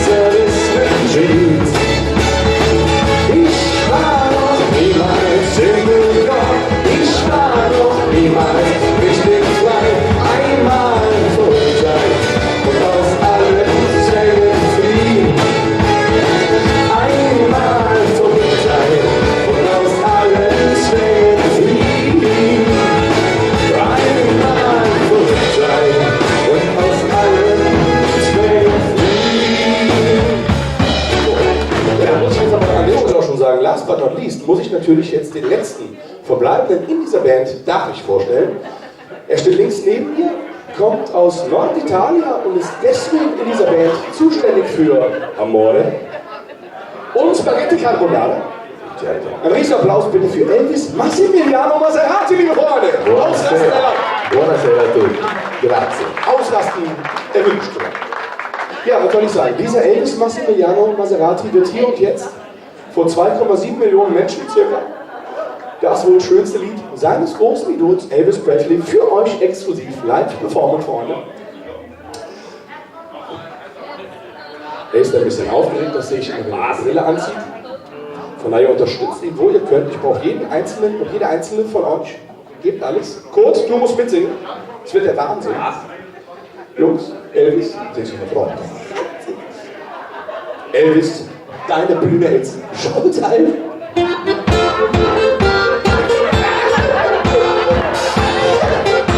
Das ist doch hier keine Nummer, oder was? Nur hier, mit Musik.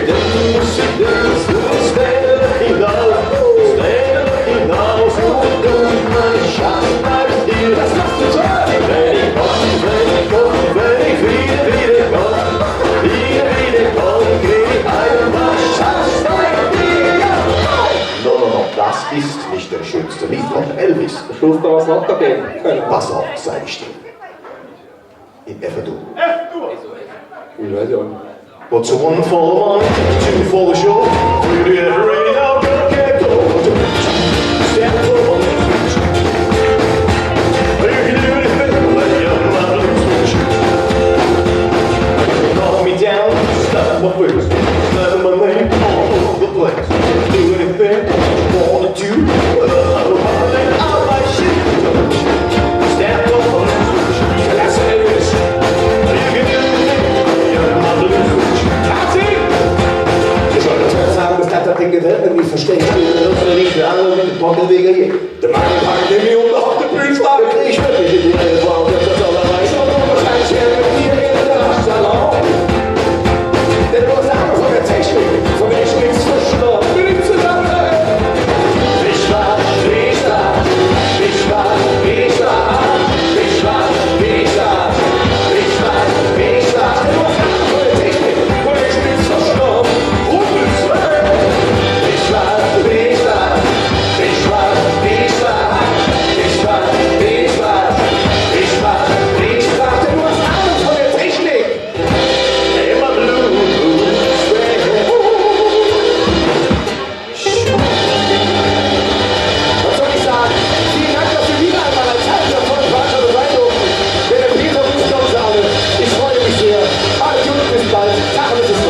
Tschüss.